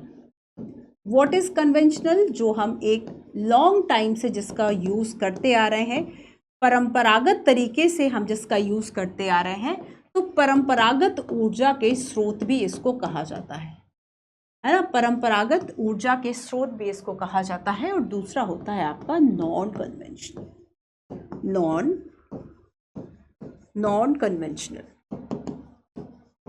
नॉन कन्वेंशनल, है ना, जिसको कि गैर परंपरागत कह दिया जाता है। मतलब हम इसका यूज गैर परंपरागत, ठीक है। अब देखो इसकी सबसे इंपॉर्टेंट जो विशेषता है कि जो कन्वेंशनल है इनको जानते हो क्या कह दिया जाता है? Non renewable. मतलब हम इसका ना तो हम रीयूज कर सकते हैं, ना हम इसको जल्दी से रिप्रोड्यूस कर सकते हैं। तो ये नॉन रेन्यूएबल है, मतलब हम इसका नवीकरण नहीं कर सकते, हम इसे पुनः प्राप्त नहीं कर सकते। ये जो है वह लिमिटेड है, ये जो है वह क्या है? लिमिटेड है। आप खुद सोचिए लिमिटेड क्या है? सोलर एनर्जी लिमिटेड होगी या फिर कोल एनर्जी लिमिटेड होगी, है ना। इसे हम कह देते हैं कि ये क्या है? गैर नवीनीकरणीय स्रोत है।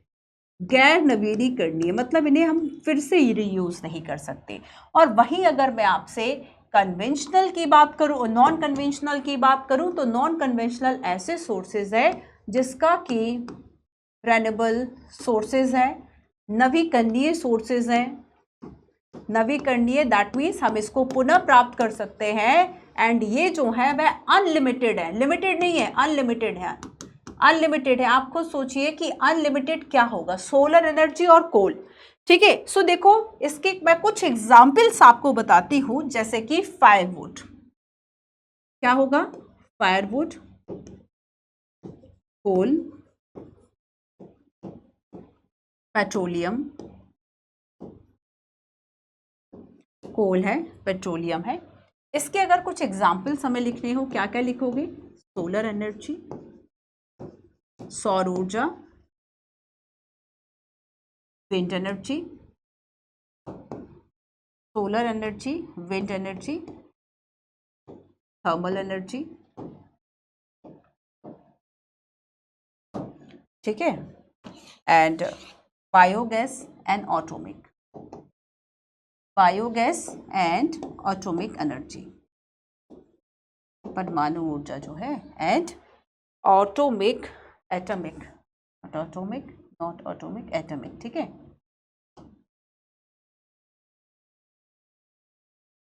वेट कीजिए।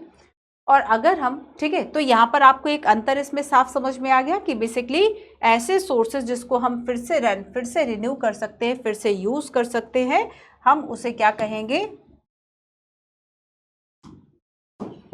ठीक है, तो ये आपका हो गया थर्मल एनर्जी, ये आपका हो गया बायोगैस, एंड आपका ऑटोमिक एनर्जी। ठीक है, आपका atomic energy, atomic energy. Clear, ये नॉन कन्वेंशनल हो गए। इसके अलावा देखो नेचुरल गैस, इलेक्ट्रिसिटी है, ये आपके किस में आएंगे, कन्वेंशनल में, क्योंकि ये अनलिमिटेड नहीं है ना। नेचुरल गैस है, इलेक्ट्रिसिटी है, क्यों हम इनको बचाने की बात करते हैं। ठीक है, तो ये एनर्जी के रिसोर्सेस हैं। तो एक क्वेश्चन बार बार आता है कि आखिर हमें क्यों नीड है कि हम non conventional source of energy जो है उसको हम अपनाएं, है ना। ये क्वेश्चन काफी इंपॉर्टेंट है। चलिए, यूपीएससी कई बार इस क्वेश्चन को पूछा कि आखिर हमें क्लीन एनर्जी की जो जरूरत है वह क्यों है, और गवर्नमेंट ऑफ इंडिया आखिर इस बारे में क्या जो प्रयास है वह कर रही है। So why there is a need, why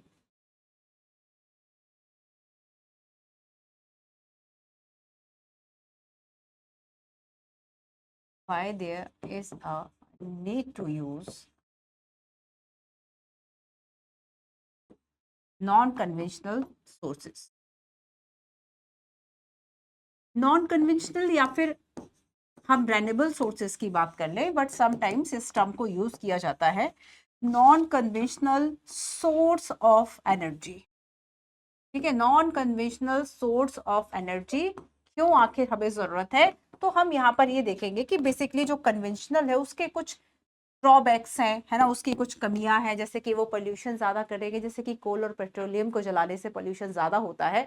पर आपने दिल्ली में देखा हो कि अगर जो इलेक्ट्रिक बसें हैं या फिर जो इलेक्ट्रिक जो भी व्हीकल्स हैं, अगर वह ऑल इंडिया प्रमोट किया जा रहा है तो उसके पीछे रीजन है, या सरकार अगर उस पर टैक्स एग्जम्पशन दे रही है, टैक्स को लेके काफी एक छूट दे रही है, उसके पीछे रीजन यही है कि बेसिकली वह इलेक्ट्रिक व्हीकल्स को प्रमोट कर सके, है ना। सो नॉन कन्वेंशनल सोर्स का आखिर हमें नीड क्यों है, तो देखो बिकॉज ऑफ जब हम कन्वेंशनल रिसोर्सेज की बात करेंगे, है ना, तो ये जो कन्वेंशनल रिसोर्सेज हैं ये पोल्यूशन बहुत ज्यादा करते हैं।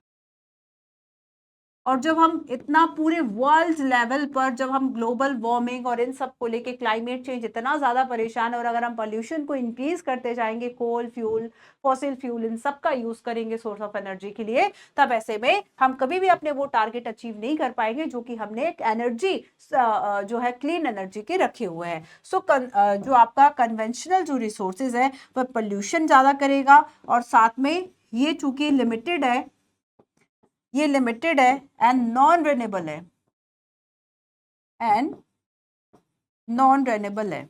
ठीक है, एंड नॉन रिन्यूएबल है। इसकी जगह जब हम कन्वेंशनल नॉन कन्वेंशनल की बात करेंगे तो ये अपना अनलिमिटेड है, अनलिमिटेड है एंड रिन्यूएबल है, एंड रिन्यूएबल सोर्स है, and it can not cause it cannot cause pollution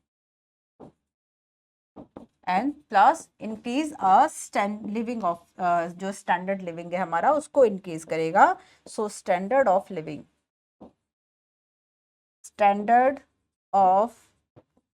living जो है इसको इंक्रीज करेगा। सो दैट्स वाई कि हमें कन्वेंशनल सोर्सेज। अब इसके साथ एक बात को और प्लस कर लो कि गवर्नमेंट की जो स्कीम्स हैं आखिर वह क्या है ना। ये इस चैप्टर में नहीं है but as a UPSC aspirants हमारे लिए काफी जरूरी है इस बात को जानना कि जो गवर्नमेंट है वह क्या कर रही है। तो बस मैं वो आपको नेक्स्ट पेज पे बता देती हूँ, ठीक है, कि गवर्नमेंट क्या क्या कर रही है। इसके लिए गवर्नमेंट की जो स्कीम्स है वह क्या है। गवर्नमेंट स्कीम्स, जो भी योजनाएं अब तक बनाई हुई हैं, है ना, उन स्कीम्स उन योजनाओं की बात यहाँ पर हम करेंगे। फर्स्ट तो है इसमें इलेक्ट्रिक व्हीकल की, मैंने आपसे बात की है ना, तो पहले मैं वही बता देती हूँ। तो एक मिशन लाया गया EV30 कैंपेन। अब जैसे कि क्वेश्चन आ जाए, फिलिप्स में ही आ जाए कि ये जो कैंपेन है वह आखिर किससे रिलेटेड है। EV30, आप EV से थोड़ा सा गैस कर सकते हैं कि EV है दैट मीन्स इलेक्ट्रिक व्हीकल की बात ये कर रहा होगा। सो EV30 का जो मेन पर्पस है कि हमें 30% जो अब न्यू व्हीकल्स है, 30% अगर हम, ठीक है, अगर हम 30% इसमें न्यू व्हीकल्स की बात करें जो कि हमें सेल करना है टू बी इलेक्ट्रिक बाय 2030, तो 30% और 2030 तक है ना, इसलिए हमने इसे ये रख दिया। तो इसका मेन पर्पस तो यही हो गया ना कि आप बेसिकली जो क्लीन है कंपैरेटिवली जो पोल्यूशन है वह कम कर रहे हैं, है ना। सो ये हो गया। इसके अलावा एक और गवर्नमेंट के द्वारा मिशन चलाया गया, नेशनल ग्रीन हाइड्रोजन मिशन है। नेशनल, कुछ मिशन आप भी देख लीजिएगा, नेशनल, एक 3-4 भी याद कर लोगे, 30 एग्जाम तक 2-3 तो लिख ही जाओगे ना, है ना।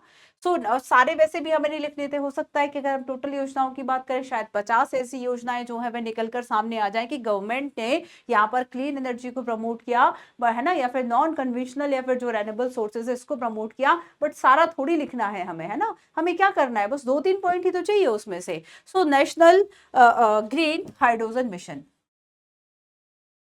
नेशनल ग्रीन हाइड्रोजन मिशन, ठीक है। इसके अलावा पीएम कुसुम योजना है, पीएम कुसुम, ठीक है, ये योजना यूपीएससी भी पूछ चुका है, तो मैं यहाँ पे एक स्टार लगा देती हूँ। यूपीएससी इस योजना को पूछ चुका है। सो बेसिकली जो पीएम कुसुम है ये योजना क्या है कि जो रूरल एरियाज हैं,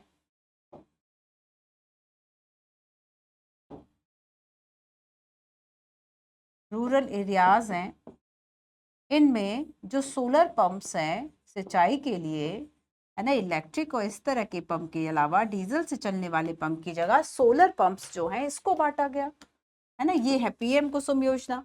इसके अलावा India green energy transmission, India green energy की तरफ हमें जाना है, ग्रीन एनर्जी ट्रांसमिशन, ट्रांजिशन, है ना, ग्रीन एनर्जी ट्रांजिशन। और इसका मेन उद्देश्य आखिर क्या है उसको भी आप देख लीजिए। इसका जो मेन एम है, उद्देश्य है, वह क्या है कि जो रेन्यूएबल सोर्सेज हैं, जो रेन्यूएबल एनर्जी टारगेट्स हैं, renewable energy targets and carbon emissions को रिडक्शन करना। जो कार्बन एमिशन है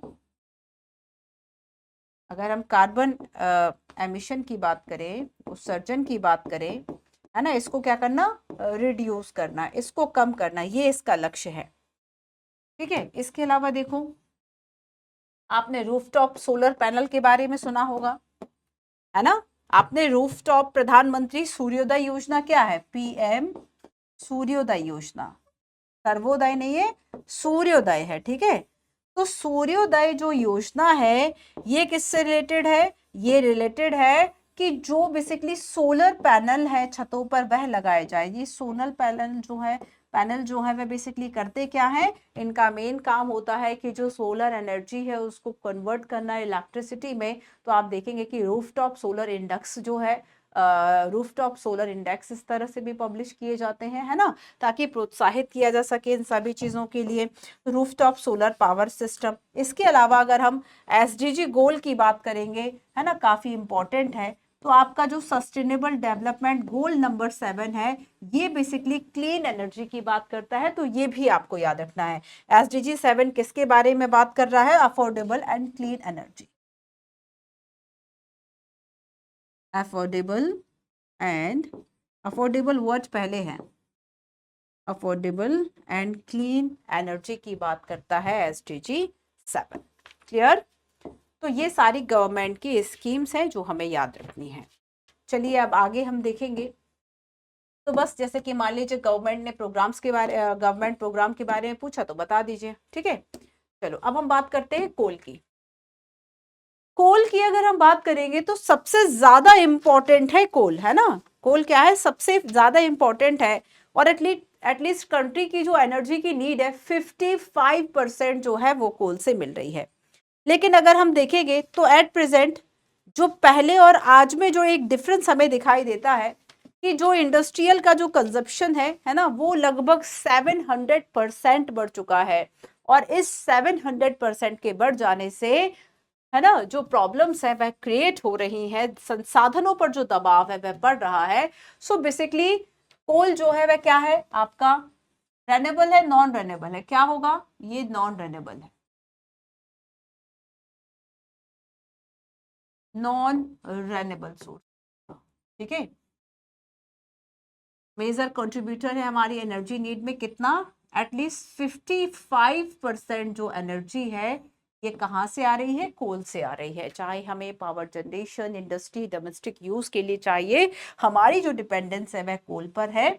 ठीक है, और देखो साथ में अगर हम देखें इसके फॉर्मेशन ऑफ टाइप की बेसिकली, तो कंप्रेस जो प्लांट मटेरियल है, और ये मिलियन ऑफ ईयर्स में बेसिकली इसका जो निर्माण है, फॉर्मेशन है वह होता है। इसलिए हम कहते हैं कि कंपैरेटिवली जो ह्यूमन स्केल टाइम है उससे बहुत ज्यादा है, और दैट्स वाई नॉन रनेबल में हम इसको रखते हैं। ठीक है, तो देखो ये बेसिकली जो कोल है, इसके पहले हमने आयरन ओर की जो वैरायटी है उसकी हमने बात की थी, और यहाँ पर हमें जो कोल की बेसिकली वैरायटीज है हमें इसकी बात करनी है। तो ये डिपेंड करेगा कि इसका फॉर्मेशन जो है वह आखिर कैसे हुआ है ना। कोल का जो फॉर्मेशन, कोल की जो क्वालिटी है वह किस पे डिपेंड करेगी, कि इसका जो फॉर्मेशन है आखिर वह कैसे हुआ है।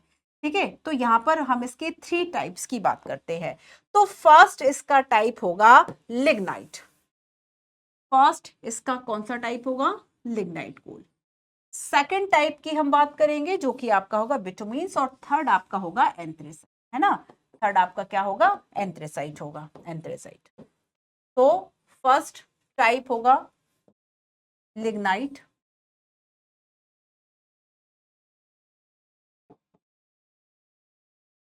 लिग्नाइट कोल। सेकंड आपका होगा बिटुमिन्स, बिटुमिनस। और थर्ड आपका होगा इसमें एंथ्रेसाइट, जो कि सबसे अच्छी क्वालिटी का कोल होता है। एंथ्रेसाइट सबसे अच्छी क्वालिटी का कोल होगा। ठीक है, तो अब इन तीनों में थोड़ा सा जो डिफरेंस है हम उसको समझ लेते हैं। जैसे कि हमने आयरन ओर में बात की थी, किसी की क्वालिटी ज्यादा है, किसी की क्वालिटी कम है, बस वही बातें हमें इसमें जाननी है। ठीक है, तो लिग्नाइट कोल की अगर हम बात करेंगे तो ये बेसिकली एक लो ग्रेड ब्राउन कोल होता है, लो ग्रेड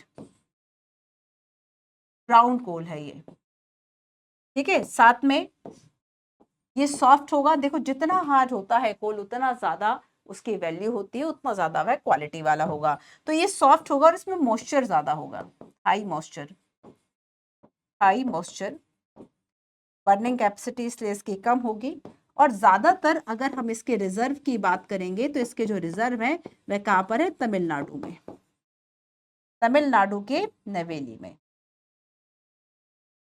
ठीक है, अब आते हैं सेकंड बिटुमिनस कोल की, और ये मोस्ट पॉपुलर है कमर्शियल यूज के लिए, सबसे ज्यादा इसी का यूज किया जाता है कंपैरेटिवली। लिग्नाइट एंड एंथ्रेसाइट सबसे ज्यादा इंपॉर्टेंट क्या है, या ओवर यूज अगर हम कहें सबसे ज्यादा यूज हम किसका करते हैं, तो बिटुमिनस कोल का करते हैं। सो मोस्ट पॉपुलर है ना, most popular coal in commercial use, most popular in commercial use. साथ ही देखो 70 to 80% हम इसका जो यूज है वह करते हैं। अब हम आते हैं सबसे last, anthracite, hardest and higher quality का कोल है, हार्डेस्ट एंड हायर क्वालिटी। ठीक है, हार्डेस्ट एंड हायर क्वालिटी का कोल है ये। साथ ही हाईएस्ट कार्बन कंटेंट होते हैं इसमें, हाईएस्ट कार्बन कंटेंट होगा, हीटिंग कैपेसिटी इसकी ज्यादा होगी, हीटिंग कैपेसिटी इसका भी हाई होगा। ठीक है, अब देखो जब हम इसके क्लासिफिकेशन की बात करते हैं, मैं आपको मैप दिखाती हूँ, जब हम इसके क्लासिफिकेशन की बात करेंगे तो बेसिकली हम जियोलॉजिकल एज के आधार पर इसको दो भागों में बांटते हैं। ठीक है, फॉर्म्ड की हमने बात कर ली कि बेसिकली ये जो इसकी वेराइटीज हैं, ये वेराइटीज डिपेंड किस पे करती हैं, ये अगर हम इन वेराइटीज की बात करें किस पे डिपेंड करेंगी, so basically variety of form, variety of form depending on the degree of, depending on the, depending on the degree of compression depth and time, कितना कंप्रेस इसको किया गया है, मतलब कितना कंप्रेस ये टाइम के साथ हुआ है, कंप्रेशन कितनी डेप्थ में मिल रहा है, और इसका जो टाइम ऑफ ब्यूरियल है वो कितना है। तो कंप्रेशन डेप्थ एंड टाइम पर इसका जो वेराइटीज है, इसका जो क्वालिटी है वो डिपेंड करेगा। ठीक है, क्लियर है। अब देखो अगर हम देखें क्लासिफिकेशन आखिर इसका क्या है, तो क्लासिफिकेशन के लिए कोल का जो क्लासिफिकेशन है वो हम दो पार्ट्स में करते हैं। ठीक है, अगर हम जियोलॉजिकल एज अगर हम इसका देखेंगे, एज के आधार पर हमने कर दिया है ना, दो एज हमने डिफाइन कर ली। एक हमने देखा कि अगर जो एज है वह कितनी है, 200 मिलियन ईयर्स पहले, 200 मिलियन ईयर्स है ना, अगर ये एज है, ये एज कहाँ पर होगी, जो गोंडवाना लैंड वाला कोल है इसमें, जिसमें कि दामोदर वैली इंपॉर्टेंट होगी, तो 200 मिलियन ईयर्स ओल्ड होगा, वो गोंडवाना लैंड होगा। मेजर रिसोर्सेज दामोदर में वैली में है, वेस्ट बंगाल है, झारखंड है, जिसमें कि आएगा झारिया, रानीगंज, बोकारो, गोदावरी महानदी सन है ना, महानदी सोन एंड वर्धा वैली। इसके अलावा सेकंड बात करेंगे तो आपका क्या है, टर्शरी। तो फर्स्ट आपका गोदावरी, जिसके की जो कोल मिलते हैं ये 200 मिलियन ईयर के हैं। टर्शियरी की बात करेंगे तो about 55 million year old, 55 million year old है ना, 55 मिलियन ईयर्स ओल्ड। ये जो आपके भंडार होंगे कोल के वो टर्शरी के होंगे, और ज्यादातर ये नॉर्थ ईस्ट में, स्पेशली मेघालय, असम, अरुणाचल और नागालैंड में होंगे। मैं एक बार आपको ये दिखा देती हूँ। ठीक है, तो ये बेसिकली आपके कोल हो गया। जैसे कि हमने नॉर्थ ईस्ट की अगर हम बात करेंगे, देखो तो ये जो पूरा एरिया आपको यहाँ पर दिखाई दे रहा है ना, जैसे कि ये जो एरिया है ये आपका टर्शरी वाला एरिया है। कौन सा वाला एरिया है, टर्शरी एज वाला एरिया है, अबाउट 55 मिलियन ईयर। ठीक है, जिसमें कि देखो जैसे कि माकुम है, नजीरा है या जंजी है, ये क्या है, कोल फील्ड्स है ना, ये यहाँ पर कोल फील्ड्स है। सो इसके अलावा हम ये वाला जो पार्ट देखेंगे, ठीक है, गोंडवाना वाला, इसमें जैसे कि आपको दिख रहा है तो ये बोकारो होगा। ठीक है, ये आपका झारिया होगा, ये आपका रानीगंज होगा, कोबरा है, कोरबा है, नॉट कोबरा, कोरबा है, ठीक है। अच्छा एक बात याद रखना, ये ऊपर जो है वह सिंगरौली है और यहाँ पर देखो तो सिंगरैली है। तो सिंगरौली और सिंगरैली दोनों डिफरेंट हैं। इसके अलावा हमने क्या देखा था कि तमिलनाडु के नवेली की अगर हम बात करेंगे तो यहाँ पर हमने किस टाइप का कोयला देखा था, तमिलनाडु के नवेली में हमने लिग्नाइट टाइप का जो कोयला है इसको देखा था, जो कि लो ग्रेड है, ब्राउन कोल है, बट इसका यूज यहाँ पर काफी किया जाता है, ठीक है। तो ये यहाँ पर लो ग्रेड का ब्राउन कोल जो है ये यहाँ पे मिलता है, ठीक है। तो यहाँ पर ये कुछ आपको याद रखना है कि कहाँ कहाँ पर किस एरिया में कौन कौन से जो फील्ड है वह कोल की है, ठीक है। अगर हम ये देखें कि बेसिकली कोल यूज करने की जो हानि है या फिर वो सारी क्या है, डिसएडवांटेज आखिर इसका क्या है, थोड़ा सा डिसएडवांटेज पे भी हम फोकस कर लेते हैं, है ना, कि कोल का डिसएडवांटेज जो है वह क्या है। तभी आगे हम बाकी सोलर एनर्जी और उन सब की बात कर पाएंगे। तो कुछ डिसएडवांटेज मैं आपको बताती हूँ। तो use of coal cause pollution, है ना, जब हम इसका यूज करेंगे तो इससे क्या होगा, pollution. Then release the most greenhouse gases. इसके अलावा देखो बल्कि मटेरियल रहता है, भारी मटेरियल रहता है, तो इसका प्रोडक्शन, इसका खान से निकालने इतना आसान नहीं होता है, क्योंकि चाहे हम रॉ मटेरियल की बात करें, चाहे हम कोल का जो मटेरियल है ना, जो तैयार मटेरियल उसके बारे में बात करें, तो ये दोनों काफी भारी होते हैं, तो ट्रांसपोर्टेशन की बड़ी समस्या होती है ना। तो बल्कि चूंकि मटेरियल है, सो इसमें जो कॉस्ट है वह इंक्रीज हो जाती है।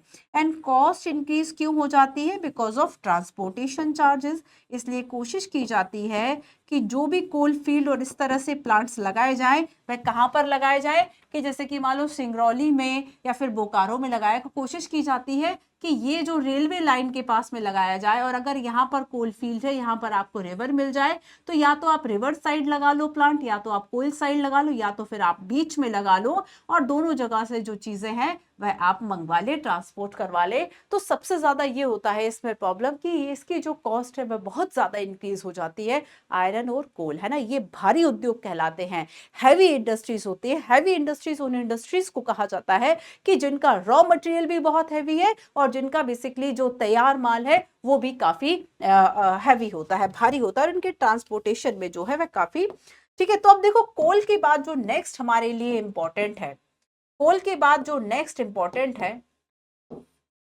ये है पेट्रोलियम, है ना। कोल के बाद क्या इंपॉर्टेंट है, so after coal petroleum is a major source of energy, fuel, heat, light, lubricant for machinery. इन सभी के इसका जो यूज है वह किया जाता है ना। इन सभी में आपका जो पेट्रोलियम है इसका यूज किया जाएगा। अगर मैं आपको पेट्रोलियम के कुछ फैक्ट्स जो है वह बताऊं, है ना, कुछ एक्स्ट्रा फैक्ट्स जो कि आपको याद रखने, आंसर राइटिंग में काम आएंगे। तो बेसिकली आपने आईईए सुना होगा, इंटरनेशनल एनर्जी एजेंसी। इसका सदस्य वही देश बन सकता है जिसके पास एटलीस्ट 90 डेज का मिनिमम है, ये कि आपके पास 90 डेज का आपने मेंटेन किया हो इमरजेंसी रिजर्व ऑफ ऑयल, है ना, आपने रिजर्व किया हो ऑयल को एटलीस्ट 90 डेज के लिए। ये आपको इतना मेंटेन रखना पड़ेगा, ये आपको इतना मेंटेन रखना पड़ेगा। वह आईईए का जो मेंबर है वह हो सकता है। 2017 से इंडिया इसका एसोसिएट मेंबर है। 2017 से इंडिया जो है इसका एसोसिएटेड मेंबर है। इसके अलावा अगर हम ग्लोबली देखें कि बिगेस्ट स्ट्रैटेजिक जो पेट्रोलियम रिजर्व है वह किसके पास है, तो बिगेस्ट जो पेट्रोलियम की रिजर्व है वह यूएस के पास है, जो कि है 714 मिलियन बैरल, 714 मिलियन बैरल्स, है ना। और इसके बाद ये तो फर्स्ट हो गया आपका यूएस। अब सेकंड पे कौन है, तो सेकंड पे आपका चीन है, ठीक है। सेकंड पे आपका चाइना है और थर्ड पे आपका जापान है। तो ये आपके 3 देश हो गए, फर्स्ट, सेकंड, थर्ड। अब देखो पेट्रोलियम के कुछ की पॉइंट्स हम देखते हैं कि सबसे पहले तो ये है कि ये काफी इंपॉर्टेंट है, एनर्जी का रिसोर्स है, क्रूशियल एनर्जी का रिसोर्सेज है। Petroleum ranks second in importance after coal as energy resource in India. Then versatile resources है, fuel, heat, light, machinery, provide essential raw material भी देता है। इसके अलावा refineries as nodal industries and अच्छा देखो, अगर हम यहाँ पर नोबल इंडस्ट्रीज, नॉट नोडल है, नोबल इंडस्ट्रीज की अगर हम बात करेंगे तो नोबल इंडस्ट्रीज उन इंडस्ट्रीज को कहा जाता है बेसिकली जिन पर बेस है बाकी इंडस्ट्रीज, जैसे कि अगर हम टेक्सटाइल की बात करेंगे, जैसे कि आयरन जो है वो भी क्या है, कोई भी उद्योग अगर आपको शुरू करना है तो आपको लोहे से बनी हुई जो मशीन से जो इंफ्रा है वह चाहिए। आपको इंफ्रास्ट्रक्चर को बिल्ड करने के लिए, चाहे रियल एस्टेट की बात हो, चाहे सड़क की बात हो, पुल बनाने की बात हो, हर जगह आपको जो लोहा है वह चाहिए। तो इस तरह की, जैसे कि फर्टिलाइजर्स है, जैसे कि कोल है ना, ऊर्जा के लिए आपको कोल चाहिए, आपको फर्टिलाइजर्स चाहिए कृषि के लिए, तो ये ऐसी इंडस्ट्रीज है जिस पर बाकी इंडस्ट्रीज जो है वह बेस होती है, और ये पार्ट होती है कोर सेक्टर का। कोर सेक्टर ऐसे उद्योग है ना जो कि किसी देश की प्रगति, जैसे कि सीमेंट भी उसमें आता है, रिफाइनरी, ऑयल रिफाइनरी भी उसमें आती है। सो रिफाइनरीज को नोबल इंडस्ट्रीज कहा जाता है बिकॉज ऑफ ये सारी चीजें क्या है कि चाहे केमिकल हो, टेक्सटाइल हो, फर्टिलाइजर्स हो, और भी कई ऐसे सेक्टर्स हैं जिसके लिए ये एक रॉ मटेरियल प्रोवाइड करती हैं। ठीक है, साथ ही देखो अगर हम मेजर प्रोडक्शन एरिया की बात करें तो सबसे आगे है मुंबई हाई। केवल दो क्षेत्र वैसे कहे जाते हैं, एक तो असम है, ठीक है, एक तो असम है और असम है, और दूसरा हम वेस्टर्न इंडिया की बात करेंगे, अच्छा गुजरात की बात करेंगे, असम एंड गुजरात है ना, ये की ऑयल प्रोड्यूसर्स हैं। बट अगर हम ओल्डेस्ट की बात करेंगे सो असम है, बट एट प्रेजेंट हम देखेंगे तो मुंबई हाई जो है वह मेजर प्रोडक्शन एरिया बना हुआ है एट प्रेजेंट। अब देखो, जहां जहां पेट्रोलियम होगा वहां वहां पेट्रोलियम गैस होगा, जहां जहां पेट्रोलियम होगा वहां वहां नेचुरल गैस के जो रिसोर्सेज है वह साथ साथ पाए जाते हैं। तो की सोर्सेज की अगर हम बात करेंगे, natural gas is versatile and increasingly important of India's energy mix. ठीक है, अब देखो हम बात करेंगे अगर नेचुरल गैस की, है ना, आप देखेंगे कि ये जो गैस है आप दो तरीके की देखते हैं, एक सीएनजी और एक पीएनजी। ठीक है, अब इसमें सी का मतलब होता है कंप्रेस्ड, और ये जो कंप्रेस्ड नेचुरल गैस है ये हम ट्रांसपोर्टेशन में यूज करते हैं। जैसे कि आप देखेंगे कि तो दिल्ली में जो ऑटो चल रहे हैं, जो अब बाकी जो व्हीकल्स हैं, बाकी जो गाड़ियां हैं वो सब सीएनजी है ना, कुछ कुछ में मिल जाता है। पीएनजी जो है ये डोमेस्टिक यूज के लिए होता है, पाइप्ड नेचुरल गैस है ना, डोमेस्टिक यूज के लिए होगा, and P for piped natural gas. ठीक है, तो इस तरीके से हम जो गैसेस है वह यूज करते हैं, डोमेस्टिक एंड इंडस्ट्रियल। ठीक है, and power generation, so power plants इसके लिए लगाए जाते हैं, chemical and petrochemical feed stocks. ठीक है, ट्रांसपोर्ट जो फ्यूल है। अच्छा, इसके अलावा देखो कि अगर हम नेचुरल गैस की बात करें, इसके लिए एक जो पाइपलाइन है वह भी बनाई गई है ना, और इस पाइपलाइन का नाम है HVJ, H for Hazira, H means Hazira, V for जो है विजयपुर एंड जगदीशपुर, है ना, ये पाइपलाइन है और ये इंडिया के गैस मार्केट को डेवलप कर रही है। तो HVJ पाइपलाइन की बात करेंगे, ये गैस इंफ्रा में डेवलपमेंट को बताता है, मैसिव एक्सपेंशन इसका किया जा रहा है और ऐसे गैस ग्रिड बनाए जा रहे हैं ताकि एक कनेक्टिविटी जो है वह हम कर सके। मेजर गैस रिजर्व की अगर हम बात करेंगे तो Mumbai high and western offshore, वही इलाका जहाँ पे पेट्रोलियम है। ठीक है, कैम्बे बेसिन की बात करेंगे एंड कृष्णा गोदावरी बेसिन की बात करेंगे, और यहाँ पर जो है रिसेंटली यहाँ पे डिस्कवर किया गया है ईस्ट कोस्ट बेसिन में, लेकिन अभी तक यहाँ पर जो बाकी काम है और रिजर्वायर बनाने की सब चीजों की शुरुआत नहीं हुई है। अब हम नेक्स्ट आएंगे इलेक्ट्रिसिटी पे। What is electricity? इलेक्ट्रिसिटी दो तरीके से जनरेट होगी, एक हाइड्रो, दूसरा थर्मल। हाइड्रो मतलब होगा, हाइड्रो को तो हम रिन्यूएबल सोर्स ऑफ एनर्जी में मान लेते हैं, मतलब हाइड्रो का मतलब क्या है, जल से, है ना, पानी से जो इलेक्ट्रिसिटी बनती है।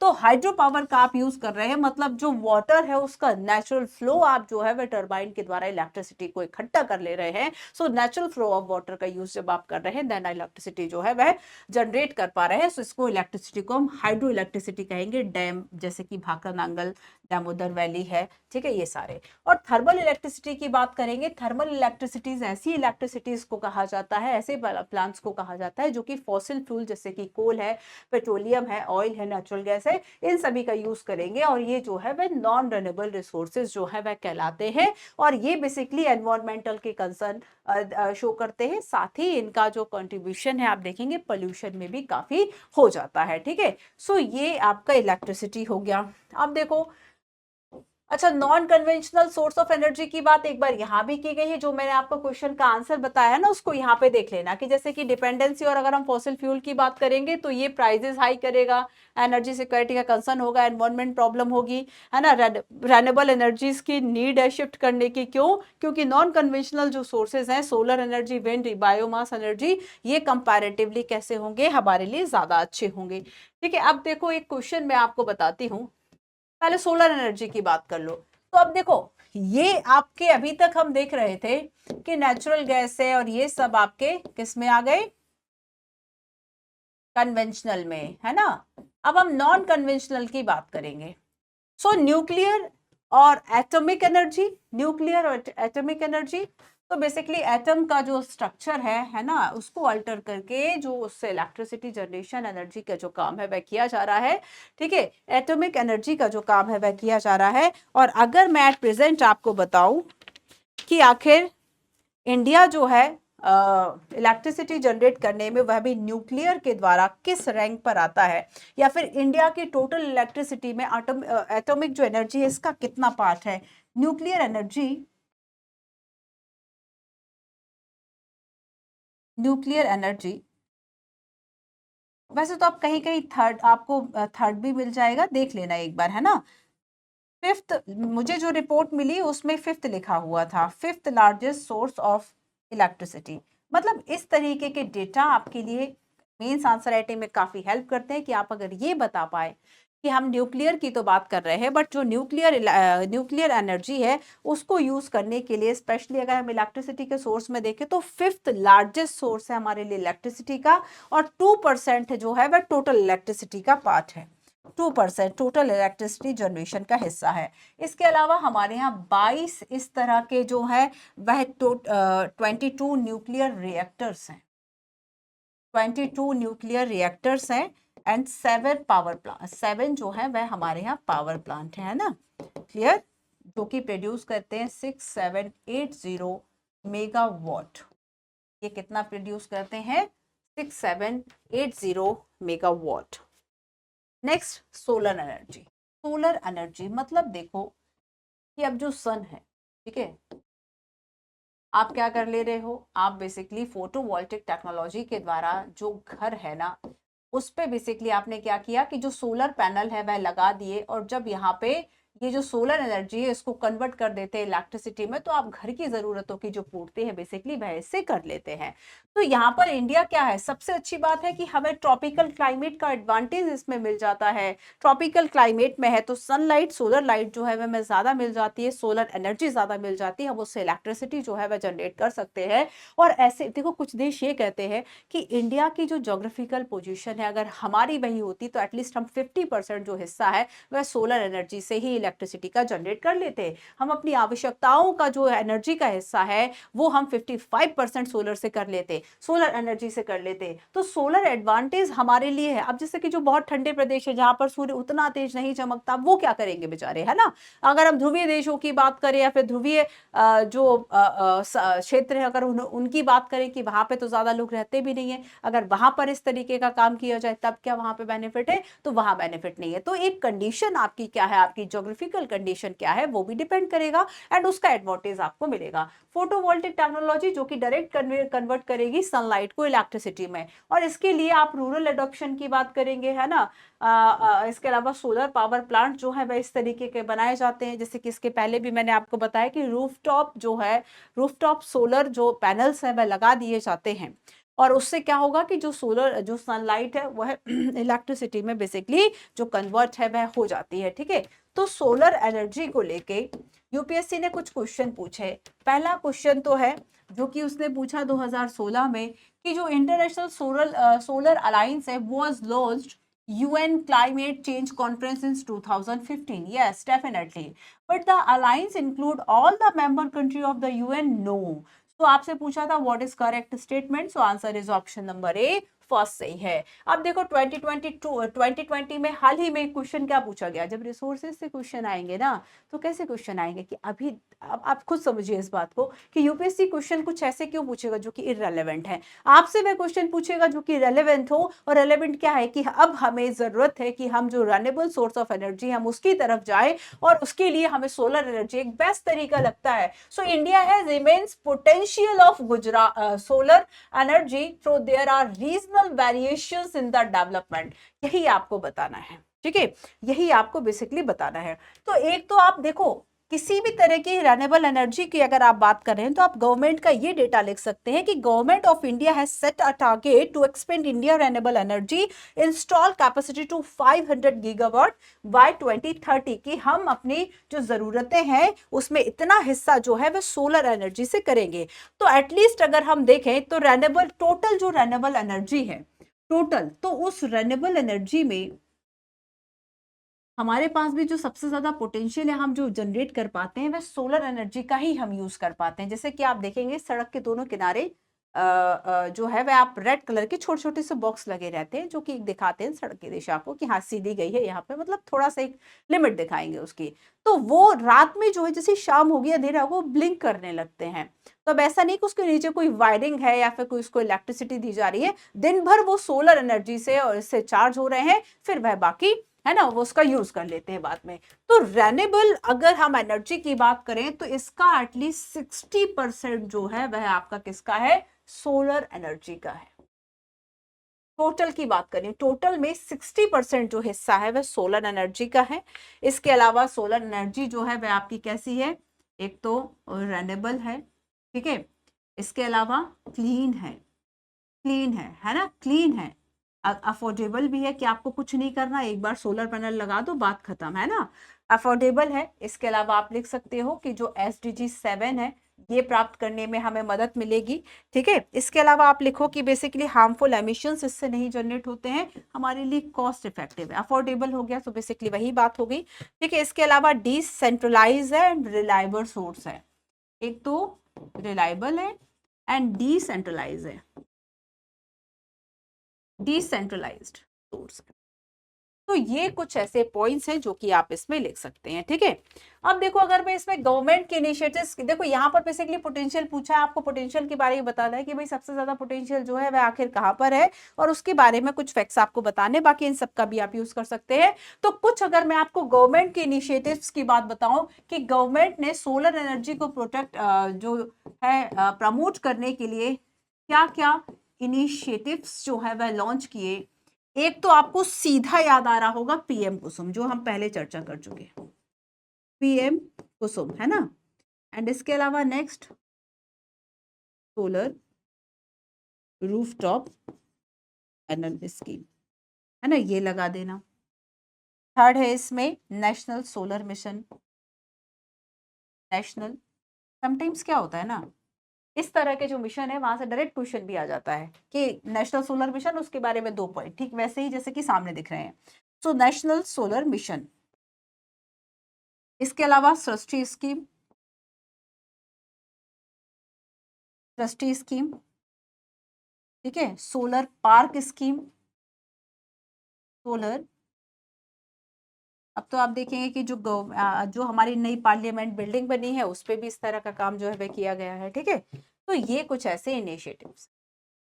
अब इसमें देखो 2 और हम पढ़ लेते हैं, एक तो है आपका विंड पावर भी है, बायोगैस भी है, ठीक है। अगर हम विंड पावर की बात करेंगे तो जो विंड एनर्जी है उसका लेके भी काफी पोटेंशियल है, ना केवल सोलर बल्कि विंड एनर्जी की अगर हम बात करें, और अगर सबसे ज्यादा पोटेंशियल कहीं पर है तो गुजरात में बेसिकली, है ना, Gujarat has highest wind energy potential, Gujarat के पास सबसे ज्यादा पोटेंशियल है। लेकिन अगर हम एट प्रेजेंट देखें तो सबसे ज्यादा जो प्रोडक्शन और सारी चीजें हैं वह तमिलनाडु में होती हैं। एनुअल अगर हम विंड पावर आउटपुट की बात करें तो टॉप लिस्ट में जो है वह तमिलनाडु आता है, लगभग 9000 मेगावाट के आसपास जो जनरेशन है यहाँ पर वह हो जाता है आउटपुट के, है ना। एंड सेकंड पे फिर आपका गुजरात है, थर्ड पे आपका महाराष्ट्र है। तो देखो पोटेंशियल कहीं है, लेकिन अगर हम उसके आउटपुट की बात करें या यूज की बात करें तो ज्यादा सही तरीके से उसका यूज और जो आउटपुट है वह तमिलनाडु में आ रहा है, ठीक है। गुजरात के पास हाईएस्ट विंड पोटेंशियल है। अब देखो नेक्स्ट हम आते हैं बायोगैस। तो बायोगैस क्या है, बायोगैस मतलब जो ऑर्गेनिक मैटर है उससे बनाया जा रहा है। बायोगैस का यूज हम क्यों कर सकते हैं, तो देखो जैसे कि बनाएंगे कैसे, तो जैसे लाइफ स्टॉक वेस्ट है, क्रॉप है, वेस्ट वाटर है, फूड वेस्ट है, इन सभी के द्वारा जो बायोगैस है उसका जनरेशन किया जाता है। ठीक है, और इससे जैसे फर्टिलाइजर है, सॉइल अमेंडमेंट है, लाइफ स्टॉक बेटिंग है ना, गैस ग्रिड भी चलाए जा सकते हैं, फ्यूल, इलेक्ट्रिसिटी, हीट, हम इन सब के लिए बायोगैस से प्रोड्यूस जो इलेक्ट्रिसिटी उसका यूज कर सकते हैं। और यहाँ पर एक गवर्नमेंट का इनिशिएटिव है जो कि है सतत। सतत मतलब stand for sustainable alternative toward affordable transportation. और इसमें एक इनिशिएटिव लगा गया कि जो भी कंप्रेस्ड बायोगैस प्रोडक्शन प्लांट है उसको अवेलेबल कराया जाए कि मार्केट में बेसिकली उसकी एक डिमांड हो, है ना, available for market use and automotive by expression of interest through potential investors. तो इसके लिए सतत स्कीम है। तो बायोगैस के लिए क्या है, बायोगैस के लिए SATAT, सतत, है ना। सो हाईली एफिशिएंट है biogas, burn hotter and cleaner than some other fuel. Rural energy solution है क्योंकि गोबर गैस प्लांट्स जो है वह लगाए जा सकते हैं। बोनस बेनिफिट है क्योंकि इससे फर्टिलाइजर भी मिल जाते हैं। अब देखो यूपीएससी ने 2019 में एक क्वेश्चन पूछा था कि which of the above release into our atmosphere due to the burning of crop biomass residue. So carbon monoxide, methane, ozone, sulphur dioxide, yes, चारों, सभी चारों जो है वह बायोमास से रिलीज होते हैं। ठीक है, अब एक क्वेश्चन और देखो, क्वेश्चन पूछा कि अगर हम अच्छा एक विंड के साथ ये लिख लेना, गलत जगह लिखेगा ये, विंड वाले के साथ ये लिख लेना आपकी ग्लोबल विंड डे जो है वह सेलिब्रेट किया जाता है 15 जून को, है ना। और 2023 को जो सेलिब्रेट किया गया ministry of new and renewable energy के द्वारा, एंड विद द थीम पवन ऊर्जा powering and future of India. तो इस तरह के पॉइंट्स ये प्रीलिम्स में भी डायरेक्ट इंपॉर्टेंट है कि क्वेश्चन आ जाए कि ग्लोबल विंड डे एंड उसके बारे में दो स्टेटमेंट। ठीक है, चलो। तो अब क्वेश्चन देखो, give an account of the current status and target of achieve retaining are renewable energy sources of the country. 2016 का क्वेश्चन है। तो इसमें किसी एक के बारे में नहीं पूछा, आपको जो टारगेट है अचीव पूरे रेन्यूएबल एनर्जी सोर्सेस के बारे में पूछ लिया। Discuss in brief the importance of national programme and LEDs. तो यहाँ पर क्या हुआ कि लाइट जो एमिटिंग डायोड्स है इसके बारे में आपसे पूछ लिया गया, है ना। तो एक प्रोग्राम के बारे में पूछ लिया और साथ ही क्या पूछ लिया कि बेसिकली अगर हम करंटली देखें तो हमने क्या स्टेटस और क्या टारगेट है, क्या स्टेटस है। तो आप सभी के बारे में बता दें कि हम सोलर, विंड या फिर बाकी एनर्जीज के लिए ये कर रहे हैं, गवर्नमेंट ये पोटेंशियल, गवर्नमेंट जो है वह ये प्रयास इसके लिए कर रही है, और ये जो प्रोग्राम है वह ये रहा, बस ये इसका आंसर था। ठीक है, चलिए अब देखिए इसके अलावा लास्ट है आपका टाइडल और जियोथर्मल एनर्जी भी है। टाइडल जो स्टार्टिंग में आपको बता रही थी कि जैसे कि गल्फ ऑफ खंबात है, कच्छ है, ठीक है, सुंदरबंस डेल्टा है, तो डैम लगाए जाते हैं, दोनों तरफ डैम बांधे जाते हैं with turbine and capture the energy from rising and falling tides. तो जो ज्वार आ रहा है, जैसे कि आपने ज्वार भाटा पड़ा होगा, है ना, तो जो लहरें आ रही हैं और वापस जा रही हैं, उनको बेसिकली उनकी जो एनर्जी है उसको इलेक्ट्रिसिटी में कन्वर्ट करने के लिए tidal energy and geothermal energy. ठीक है, जियोथर्मल एनर्जी मतलब अर्थ के जो इंटरनल हीट है, जियोथर्मल पावर प्लांट यूज करके अर्थ की जो हीट है जनरेट कर रहा है, अर्थ जो हीट उससे इलेक्ट्रिसिटी को जनरेट करना। इंडिया के पोटेंशियल की बात करें तो जो भी ऐसे हॉट स्प्रिंग्स एरियाज हैं वहां से किया जा सकता है ना। एंड अगर हम प्रोजेक्ट अंडरवे की बात करें तो experimental geothermal plant in the Parvati valley and Puga valley, ठीक है, इनके लिए चल रहा है। क्वेश्चंस देखो, which of the following mineral is primary source of aluminium?